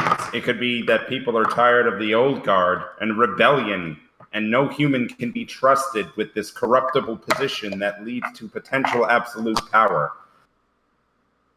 Okay, so some sort So of... let it be from a machine that has no form of human bias and human selfishness. Okay, so you're saying this might happen as the result of a revolution? Probably. Okay, I could see that. Maybe even a revolutionary group insists that its AI is going to be a better leader than the current whoever's currently in charge, and now they're basically taking over with the express intent of installing their AI as... Maybe think of competing groups that each one has their own AI. There's like 5 different rebel factions that each have developed their own virtual leader, and they're all trying to fight for control and supremacy. That'd be cool. That's a story someone should do. What are some other reasons? Is there a reason why this might be allowed to happen that's not the result of a crisis? Usually, the way... Well, I would say that science is... what's that quote about science is from necessity? That quote, So you're thinking that it's unlikely... necessity of the mother of invention. Mm-hmm. So you think it's unlikely that people would give control to an AI? Oh, they would take control away from themselves and give it to an AI? You think it's unlikely that... It will give them more free time to not have to think, to shut off their brains, and to let those life and not have to do too many things and be lazy. Sure, like in WALL-E. All the people in the... Pretty much. In their pods or their chairs or whatever.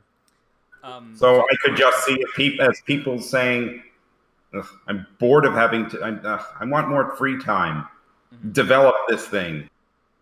That's what a lot of inventions are coming down to these days. We just want to do less work. Or it could just be some government psyop anyway. I don't know. All right. Great answers here. Yeah, there's...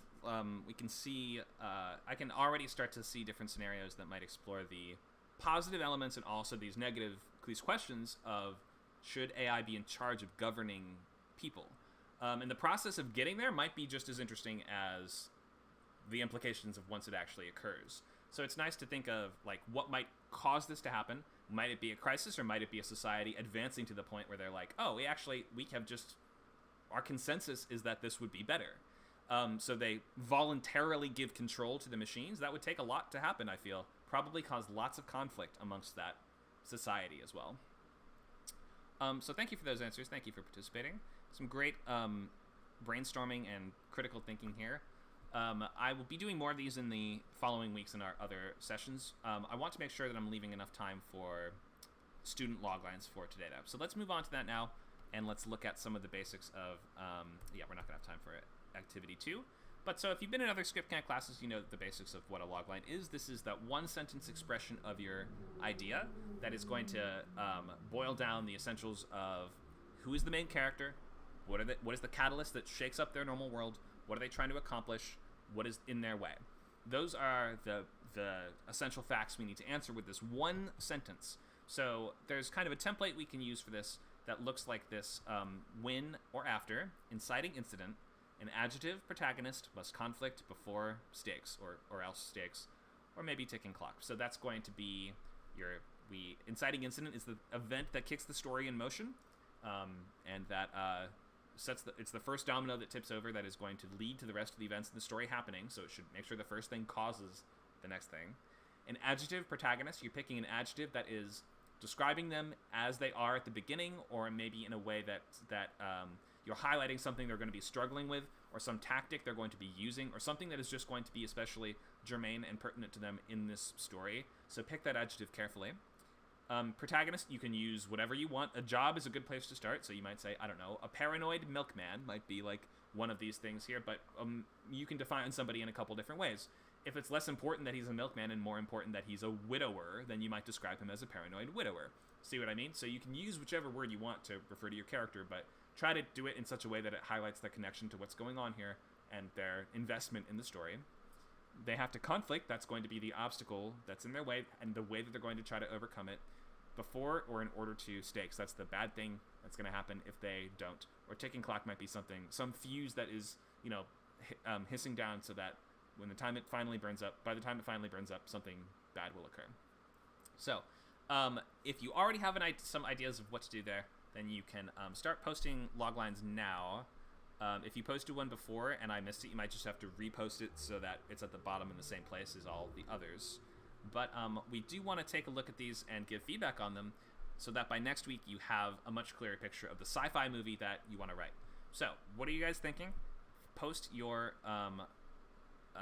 loglines or whatever you have of your logline into the chat, and we'll be glad to take a look and mark it up.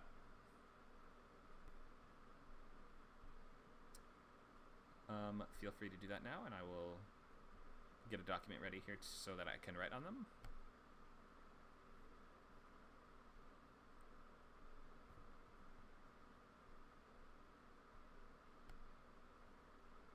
Not sure why that's not coming up.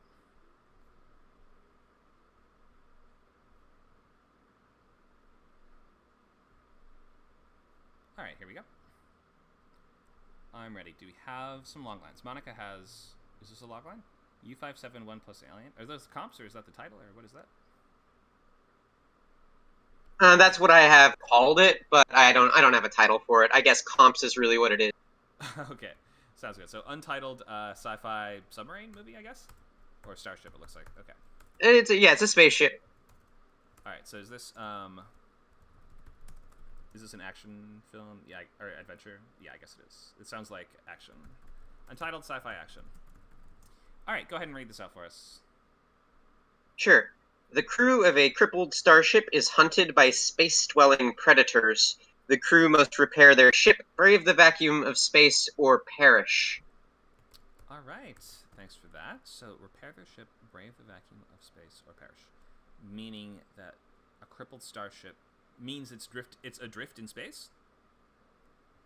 Yes, I'm assuming the first scene is they are doing just fine driving through space, then they are hit by a laser beam or an asteroid or one of these creatures, and now they're in trouble. Okay, so when you say crippled starship, though, that could mean to me that it's on an orbital, it's on a planet, it's on an asteroid, it's crashed into the ground somewhere, it's crashed into a space station, it's on a space station. So I think if we're saying they're adrift in space, that is implying its own whole set of games and interesting things we can do in the movie. So I would just clarify a little bit what you mean by the setting of it. We're on a spaceship that has no power, that is, hurtling through the void or whatever. And they're hunted by space-dwelling predators. How intelligent? The original pitch for Alien was Jaws in space, and I did not think they exactly did that. So in my mind, it was Jaws in space when I started thinking about this.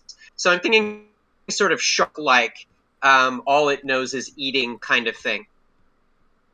Okay, and you mean like a lot of these things, or just a couple of them? You just kind of left the antagonist kind of not that defined, which, when we've seen so many movies about people being hunted by monsters in space, we just want to usually know a little more or be a little more specific so that we know, like, is this a space-dwelling predator that can shapeshift? You know what I mean? Like, is this a space-dwelling predator that can use technology?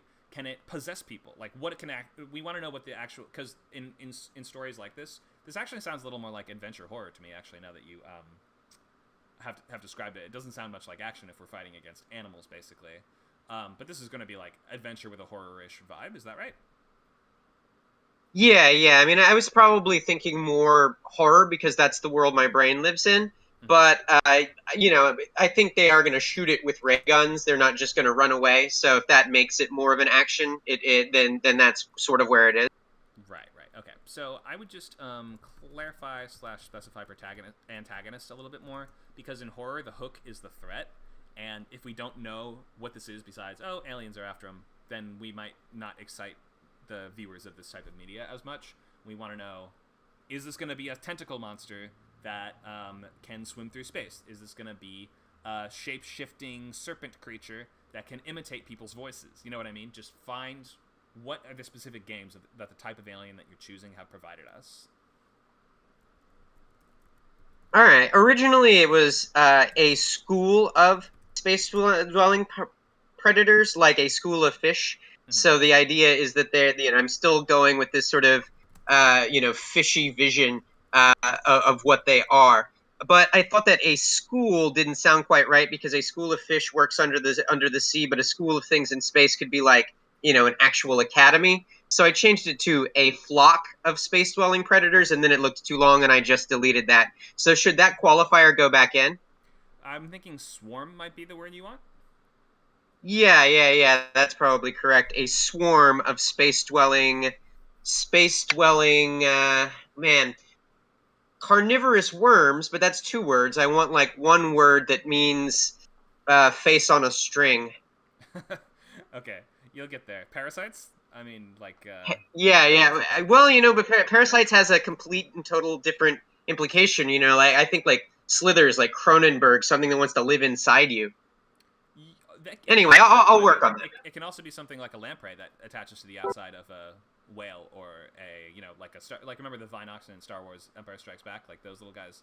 So yeah, I'm sure you'll think of it. But the point is, with horror especially, the exact mechanics and the hook of the movie is going to be, how is the monster working?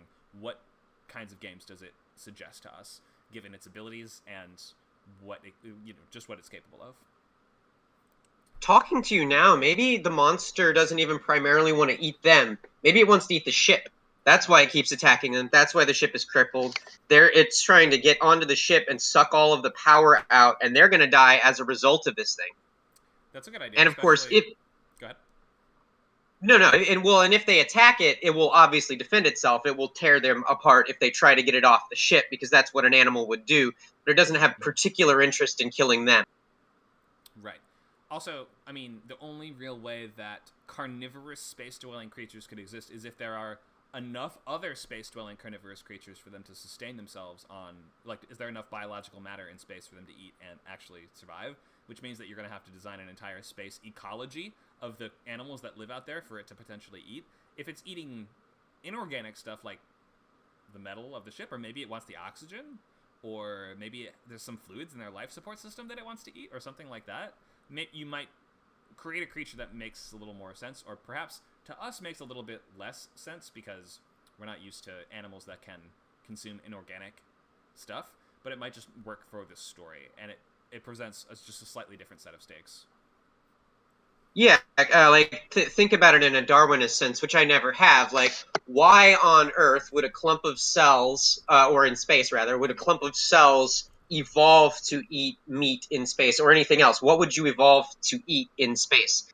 And, thank you very much. You've given me some really cool questions to parse on. I've had this one in my mind and on my logline sheet for several years now, and I've never done anything with it. So this is good encouragement to push forward. Thanks. Sure. Thank you for the logline. This sounds cool. Let's do some more. Yep. So we are sharing sci-fi loglines to answer the question from Azerty. So we have 15-20 minutes, so I'll get to as many as I can. Looks like we have 3 that are posted. If we don't get to yours this week, then make sure to sign up for next time. This class runs for 4 more sessions after this. Let's do Carmen. Do we have a title and do we have any more info for this one? Is this an obsessive? This is a logline, right? Yes. Yeah, I don't have a title yet, though, Connor. That's okay. But I can think of one. You can wait on it. We can just call it Untitled for now. Why don't you read out what you have? Okay. An obsessive-compulsive librarian discovers a book with optical cerebral translation properties and must travel to the exact nanosecond of time to facilitate her return to the love of her life. Something like that. Okay. Thanks for that. So she discovers a book. So what would you say is the subgenre of this? Is this kind of like a romantic drama or something like that? Or what exactly is this?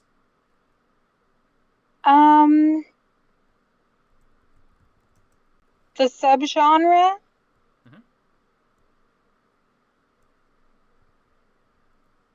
So for the stakes are, she's trying to get back to the love of her life. My guess would be that romance would be in there somewhere, but maybe not. What do you think? Okay. Yeah. So I think it's I don't know. I have to think about it. Okay. Well, that'll be important. So make sure to try to nail down what this genre is, because that's going to tell us like what we're sort of doing in the story. Like, how is she actually trying to solve this problem? Because I'm just having trouble sort of seeing the movie a little bit. Let's go through the basics of this. An obsessive-compulsive librarian discovers a book with optical cerebral translation properties. What does that mean? Okay, so she opens the book, and the book has some very key moments of history. Okay, life chain of this history. It takes you into the moments of that history through translation. I don't understand. It's an optical, like, It's a history book? how they read. It's kind of like a history book, but it has the technological ability to translate you into the time that you're reading about in that moment. So okay. then every episode would be, it's a TV show. Oh yeah, it's a pilot. It's a pilot. Okay, that's good to know. All right, so it's not really a book in that case. It's more of a VR computer shaped like a book? What's a VR computer? Virtual reality? They have those? Yeah, I mean, there's all kinds of virtual reality stuff, and mostly based on heads. Like, have you seen those headsets like the Oculus? Oh yeah, I've used one of those before. Right, that's VR. And I rode on a roller coaster. That was so cool. It felt really real. So it's okay, that's virtual. Like that. It's like beaming the experience into your brain, kind of thing. Yes, like that, exactly. Okay, so I just want to clarify the tech here. And then he must travel to the exact nanosecond in time. Is your character time traveling?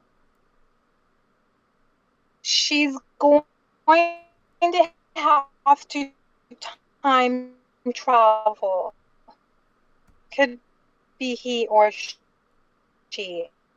In order to change the course of these events And the entire goal is to arrive at a world that is that's not being, transformed into this futuristic robot, type of.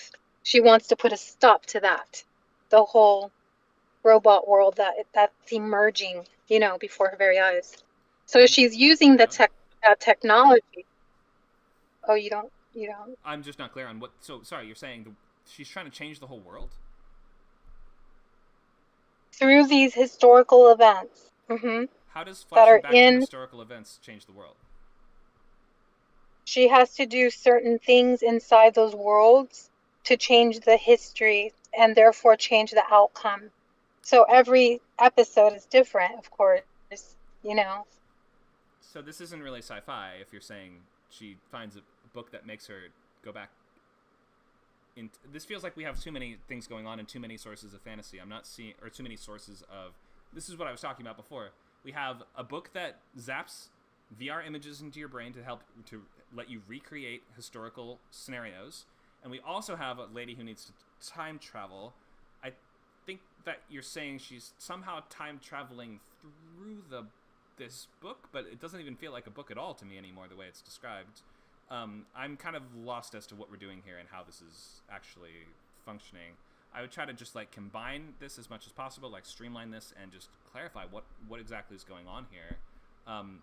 Maybe you just look into how you're describing what it is that she's found. So it's not really a book, it's more of a device or machine or time machine. It's more of a time machine, really, than anything else, isn't it? Or so just think of how you're explaining this.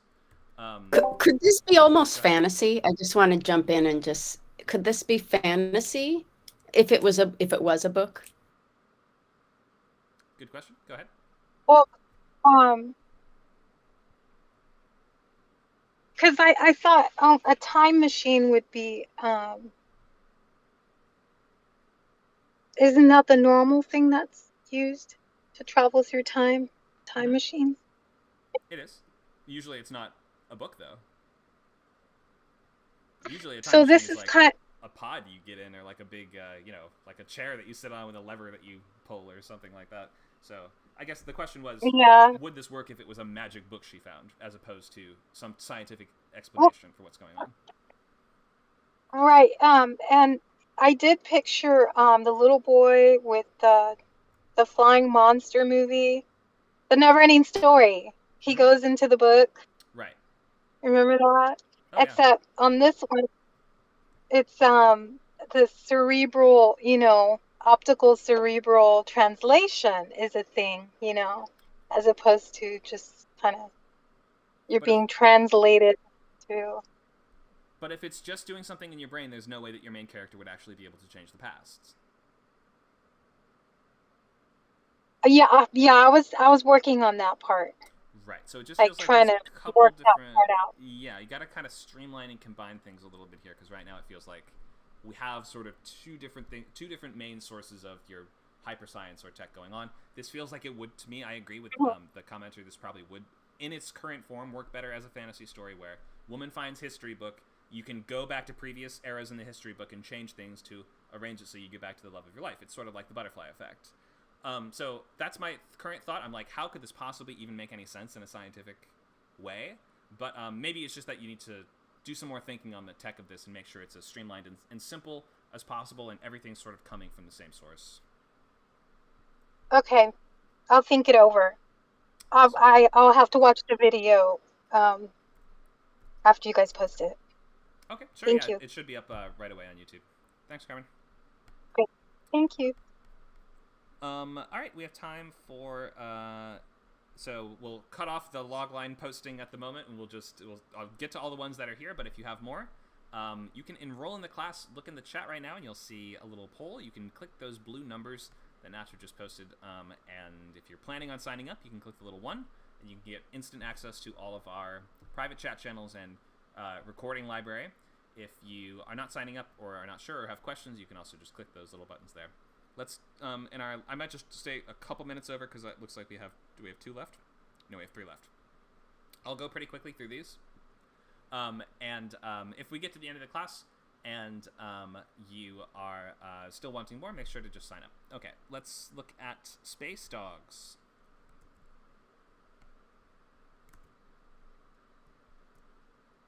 Are you here, Biton? I am. You are. Okay, great. Can you read this out for us? Sure. The Space Dogs. Genre, dystopia, war, action. Following a government leak that disgraces the government, a fledgling pilot must restore his father's squad of star pilots to stop a galactic war that he himself supported and trained to fight in. All right, thanks for that. So, a pilot needs to restore his father's squad of pilots to stop a galactic war that he supported and trained to fight in. Has the war already started, or has it not?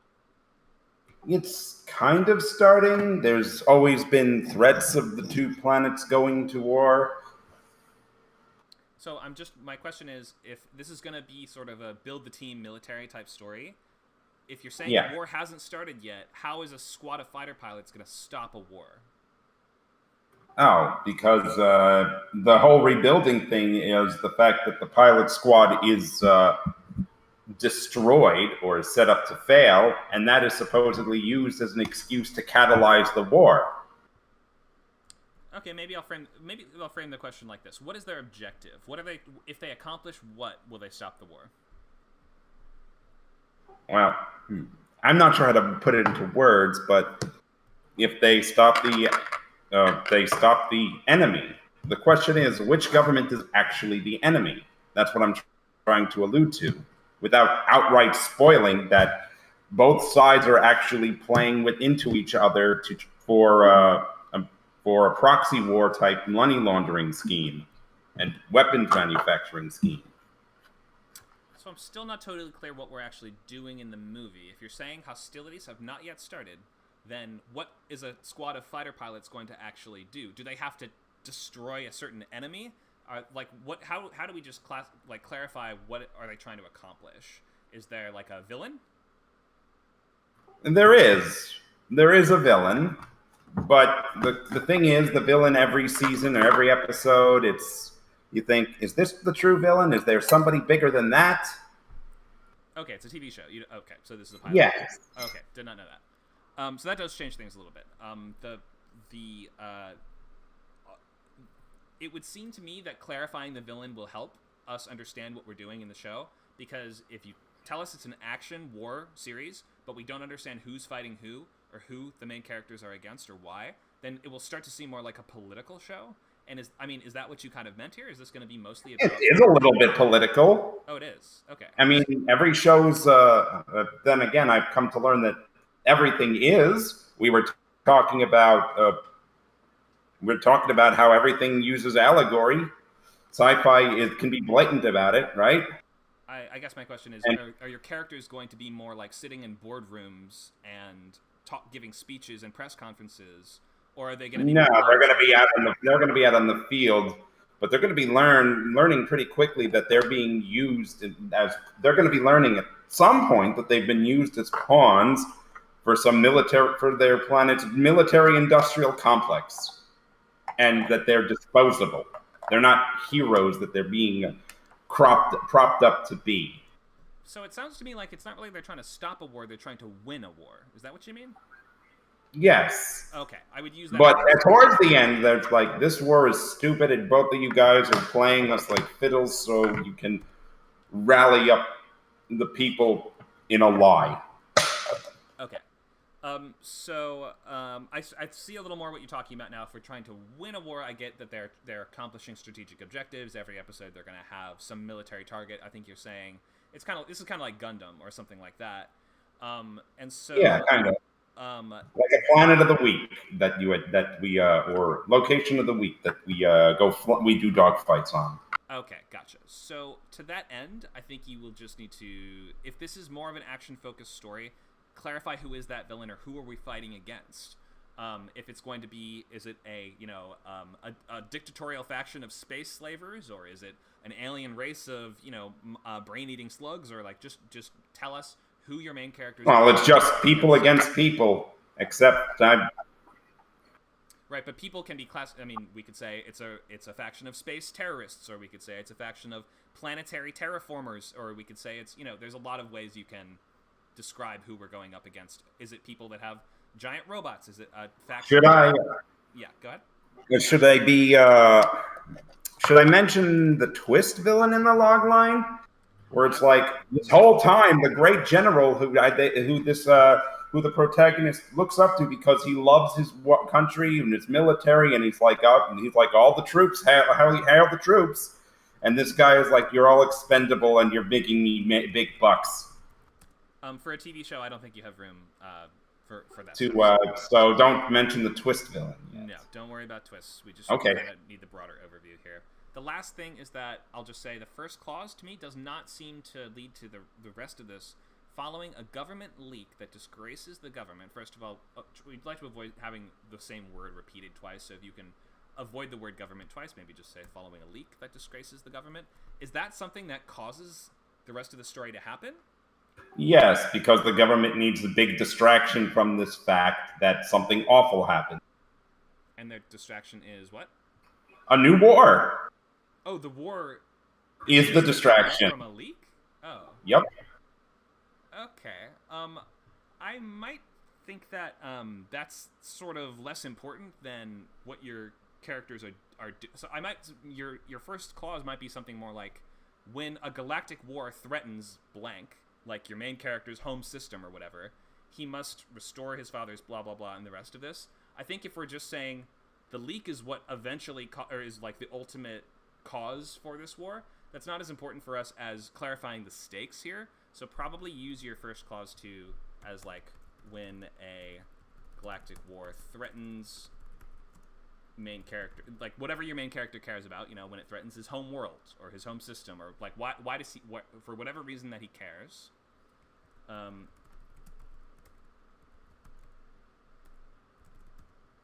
Then that's really what kicks the story off. The leak is sort of the catalyst of the catalyst. That's like saying, that's the thing that eventually causes this war to happen, and the war happening is what causes your main character to need to assemble this team and to become a great warrior pilot like his father. Try make sure that it seems like the first thing happening is logically leading to the next thing, and then the whole thing will just feel more cohesive. All right. Thank you for this. Great stuff here. Space Dogs. That's a cool title. Well, that's because it's technically, inspirationally, I'm kind of leaning more towards an animation. To more make it seem this is like, everybody's like an animal type of person. And how cutesy, but wait, underneath everything is all horrible. Okay. Yeah, that's a very... And that's the part that a lot of people have told me, don't do that. Don't take inspirations from that sort, Well, it's up to you. It's your pilot, so you can do it however you want. Thank you so much for volunteering. We're at our 2-hour mark, so I want to just say thank you for sticking around. I have just a couple more log lines to get through, though I'm not taking new submissions at the moment. So I want to just get to Alien Boy and Azerty, and then we will wrap for today. But thank you all for coming by. I just want to remind you, if you want to continue in the course, do sign up for Script Camp, which you can do at scriptcamp.net. We have a bunch of awesome stuff coming up. Let me just briefly show us the stuff that we have coming up, and then we will finish off these last log lines. So we have TV Pilot Bootcamp that is going into week 2 tomorrow, so it's not too late to join if you want to write a brand new TV pilot in just 6 weeks, or I don't know, 4 weeks at this point. This is the last week to join before I would say just wait for the next one. So that's tomorrow from 11 o'clock to 1 o'clock Pacific time. We have a bunch more of these sci-fi classes, as I mentioned, and we have Wednesday and Thursday classes at 5 o'clock Pacific. That's every week. We also have an interview with pro screenwriter Logan Martin, who wrote the horror script Meat, off the Blacklist. That is on August 9th at 5 o'clock. We have Writers Lab Saturdays at 4. We have groups that you can join now if you are interested in joining or starting a group. Just you can fill out our form and join our group for horror writers, animation writers, or comedy writers. We also have script swaps Tuesdays at 5, and we have readings on Sundays at 2. Here's the schedule of the upcoming classes. That interview is going to be on the 3rd of August, and our brand new class on crime genre is going to be end of August on the 25th. Okay, let's let me pause for questions really quick on anything we've talked about or on Script Camp stuff, and then we'll go back to our last couple log lines. Any questions on Script Camp or on this program?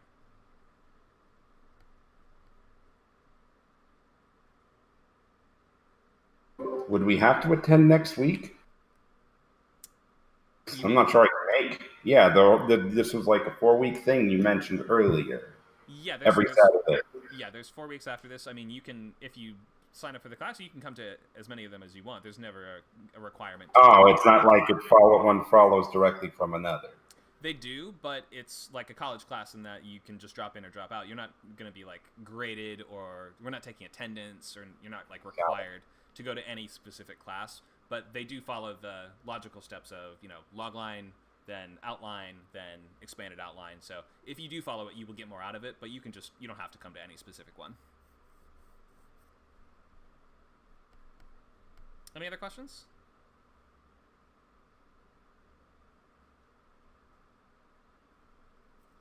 Okay, great. Let's do our last 2 log lines. We will start with Alien Boy for the Mother. Can you read this out for us? The Mother, genre sci-fi thriller, logline. An ex-CIA agent helps a group of protesters to protect a pregnant artificial human from an overzealous government organization and a religious terrorist group. All right, thanks for that. An ex-CIA agent helps a group of protesters protect a pregnant artificial human from an overzealous government organization and a religious terrorist group. Okay, so is it like illegal for robots to give birth in this world or something like that? Basically, there was this group of scientists that were experimenting on creating artificial humans, and they thought, what if we made one that's able to get pregnant? And now they want it. Why?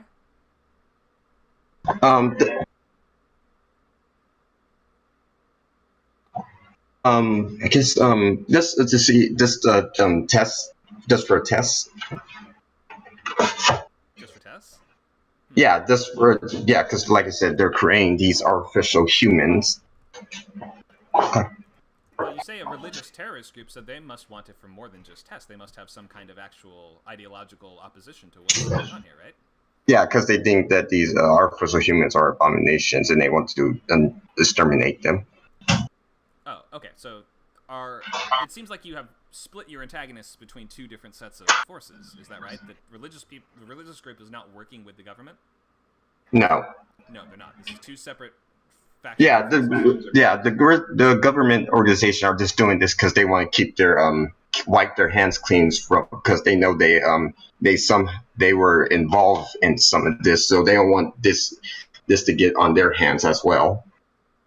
Okay. So you're probably going to be better off if instead of just describing multiple factions that are going to be after this this robot or this artificial character, you instead focus in on a specific villain. So it's okay. It's instead of he's trying to protect a group of protesters or help protect a artificial life form against these groups. He's saying, I need to protect it against this guy who's in charge of this terrorist group who wants to eradicate it for this personal reason. So just having that a little more personified in one individual will give us stronger emotional connection to what's going on here, and also it'll just hint at a central relationship or one of the central relationships for the movie. So I would say probably designate who your actual villain is, and pick, if it's going to be, who are the main villains here. If it's mainly the religious group, probably pick the leader of that. If it's mainly this government group, it's probably going to be the leader of that you mentioned. And you mentioned, that guy and his cronies are coming after this character. An ex-CIA agent, we don't have any actual description of main character, so pick your adjective carefully. Because I was thinking about like the leader of the religious group and how she's more and how this person is really more passionate to kill the artificial pregnant human. the leader of the religious terrorist group. Okay, but All those things. For your main character, I guess we should just be sure that we're picking a way to describe them that suggests why is this person the one going through this story.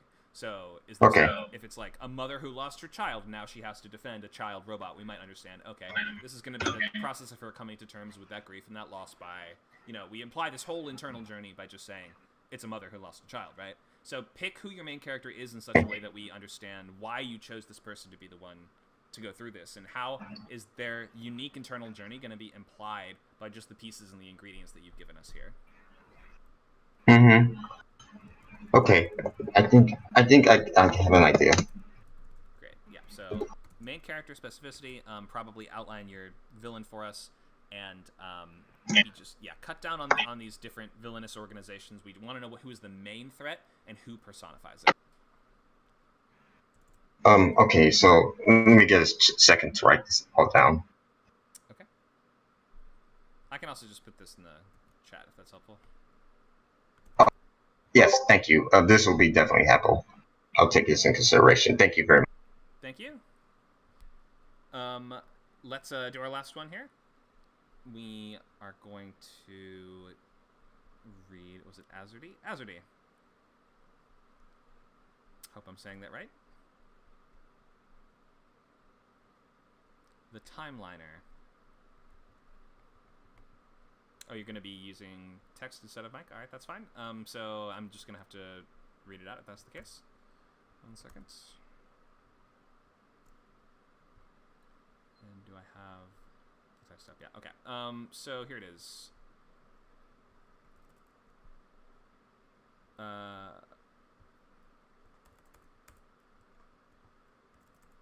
Okay. A Seattle police sergeant partners with his Golden Bear spirit guardian on a time-traveling commuter train while on a mission to find his mother. Oh, wow. Okay. So, first of all, spirit guardians are not really sci-fi concepts, so we are crossing over into fantasy already. So let me read this over one more time. A Seattle police sergeant partners with his Golden Bear spirit guardian on a time-traveling commuter train. So remember how we were talking about earlier about having the same source of different speculative elements? It really helps because right now I'm like, now we have two, we're doing the Spider-Man thing. We have a radioactive spider, and we have also this serum that turns someone into a super soldier goblin man. So these things will usually be helpful if they're coming from the same place, if the same thing is causing both of those to happen. If this is a time-traveling train from which he got his guardian, or maybe his guardian opened a portal to this time-traveling train, something like that that just links these things together will make it feel more cohesive overall. Well, on a mission to find his mother.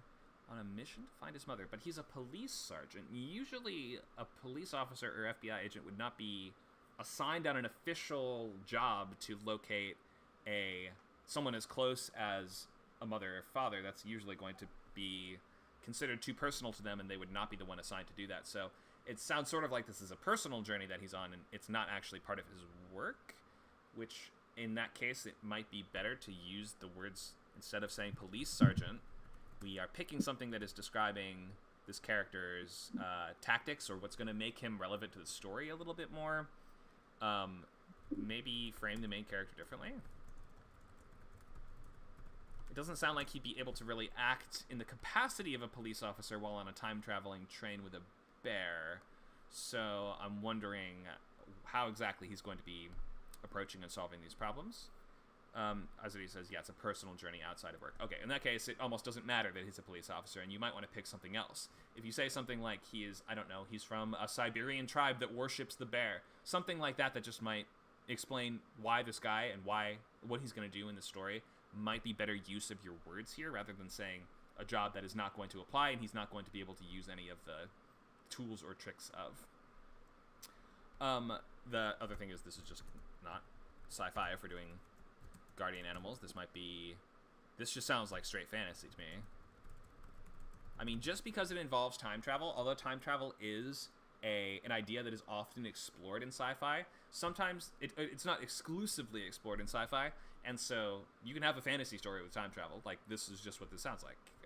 This is not even really trying to base it in scientific principles, I'm guessing. It doesn't really have that veneer of plausibility that sci-fi is usually going for, which is okay. It just means that it's not quite the emphasis of the class.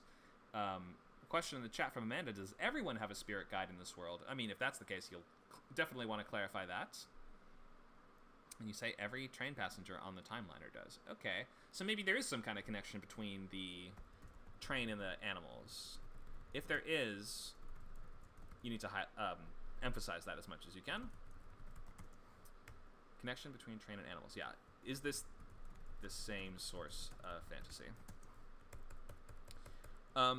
Partners with his golden bear spirit animal on a time-traveling commuter train on a mission to find his mother. So is his mother lost in time or something like that? Why can he only find his mother by time traveling? So that might require you to look at your inciting incident, which is that first sentence, and it might say something like, when his mother disappears after a Hadron Collider accident or something like that, might be what really kicks this story off. It sounds like you need that inciting incident in order for this to make a little more sense.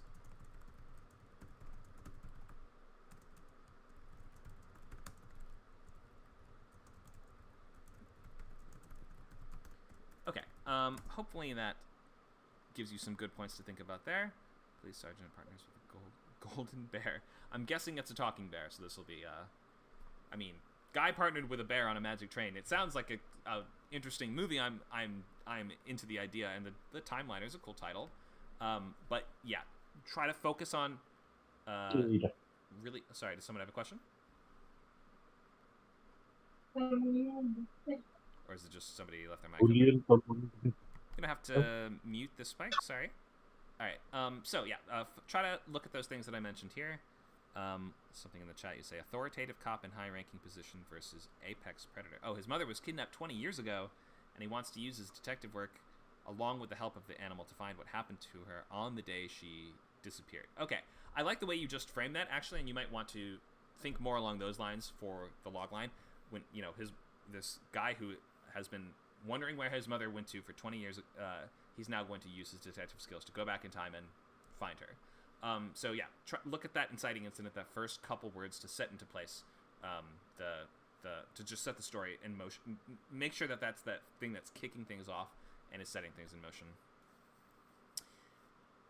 Okay, hope that's helpful for this. We'll just need a few more details, a little more specificity, and a little more clarity. All right, I think that's the. Thank you, Azadi. I think that's everyone. If there was anyone I missed, I apologize. We're 15 minutes over time, so come next week and I'd be glad to give you feedback, or we have many workshops and other classes you can come to. I'll just remind everyone of what's coming up next. And for next week, if you are participating in this Sci-Fi Bootcamp program, you want to decide on the idea that you want to write, the sci-fi movie you want to write, come with a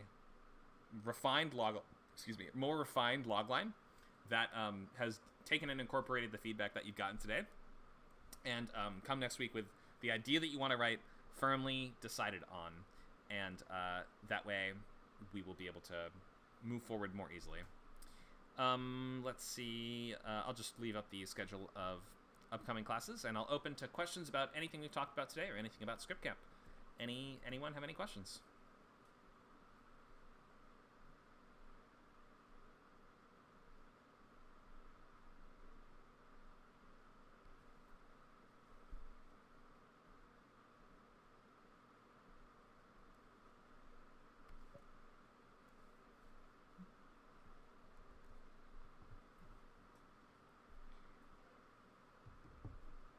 And you can feel free to either type or use the voice. Looks like we have a question in the chat here. My story has 3 worlds. Let me bring this up on the chat. Oh, we're getting some background noise from someone's mic, so we'll have to mute you there. Sorry. All right, here's the question. My story has 3 worlds: the present time, the past, and the temporal medium, the world that contains all the spirit animals and links the past and present together by train. Oh, is this a question, or is this just responding to another comment? I think this is not a question. Okay. That's okay. Sounds like we have no questions in that case. Thank you so much for attending, everybody. We'd be glad to see you here next week for more sci-fi.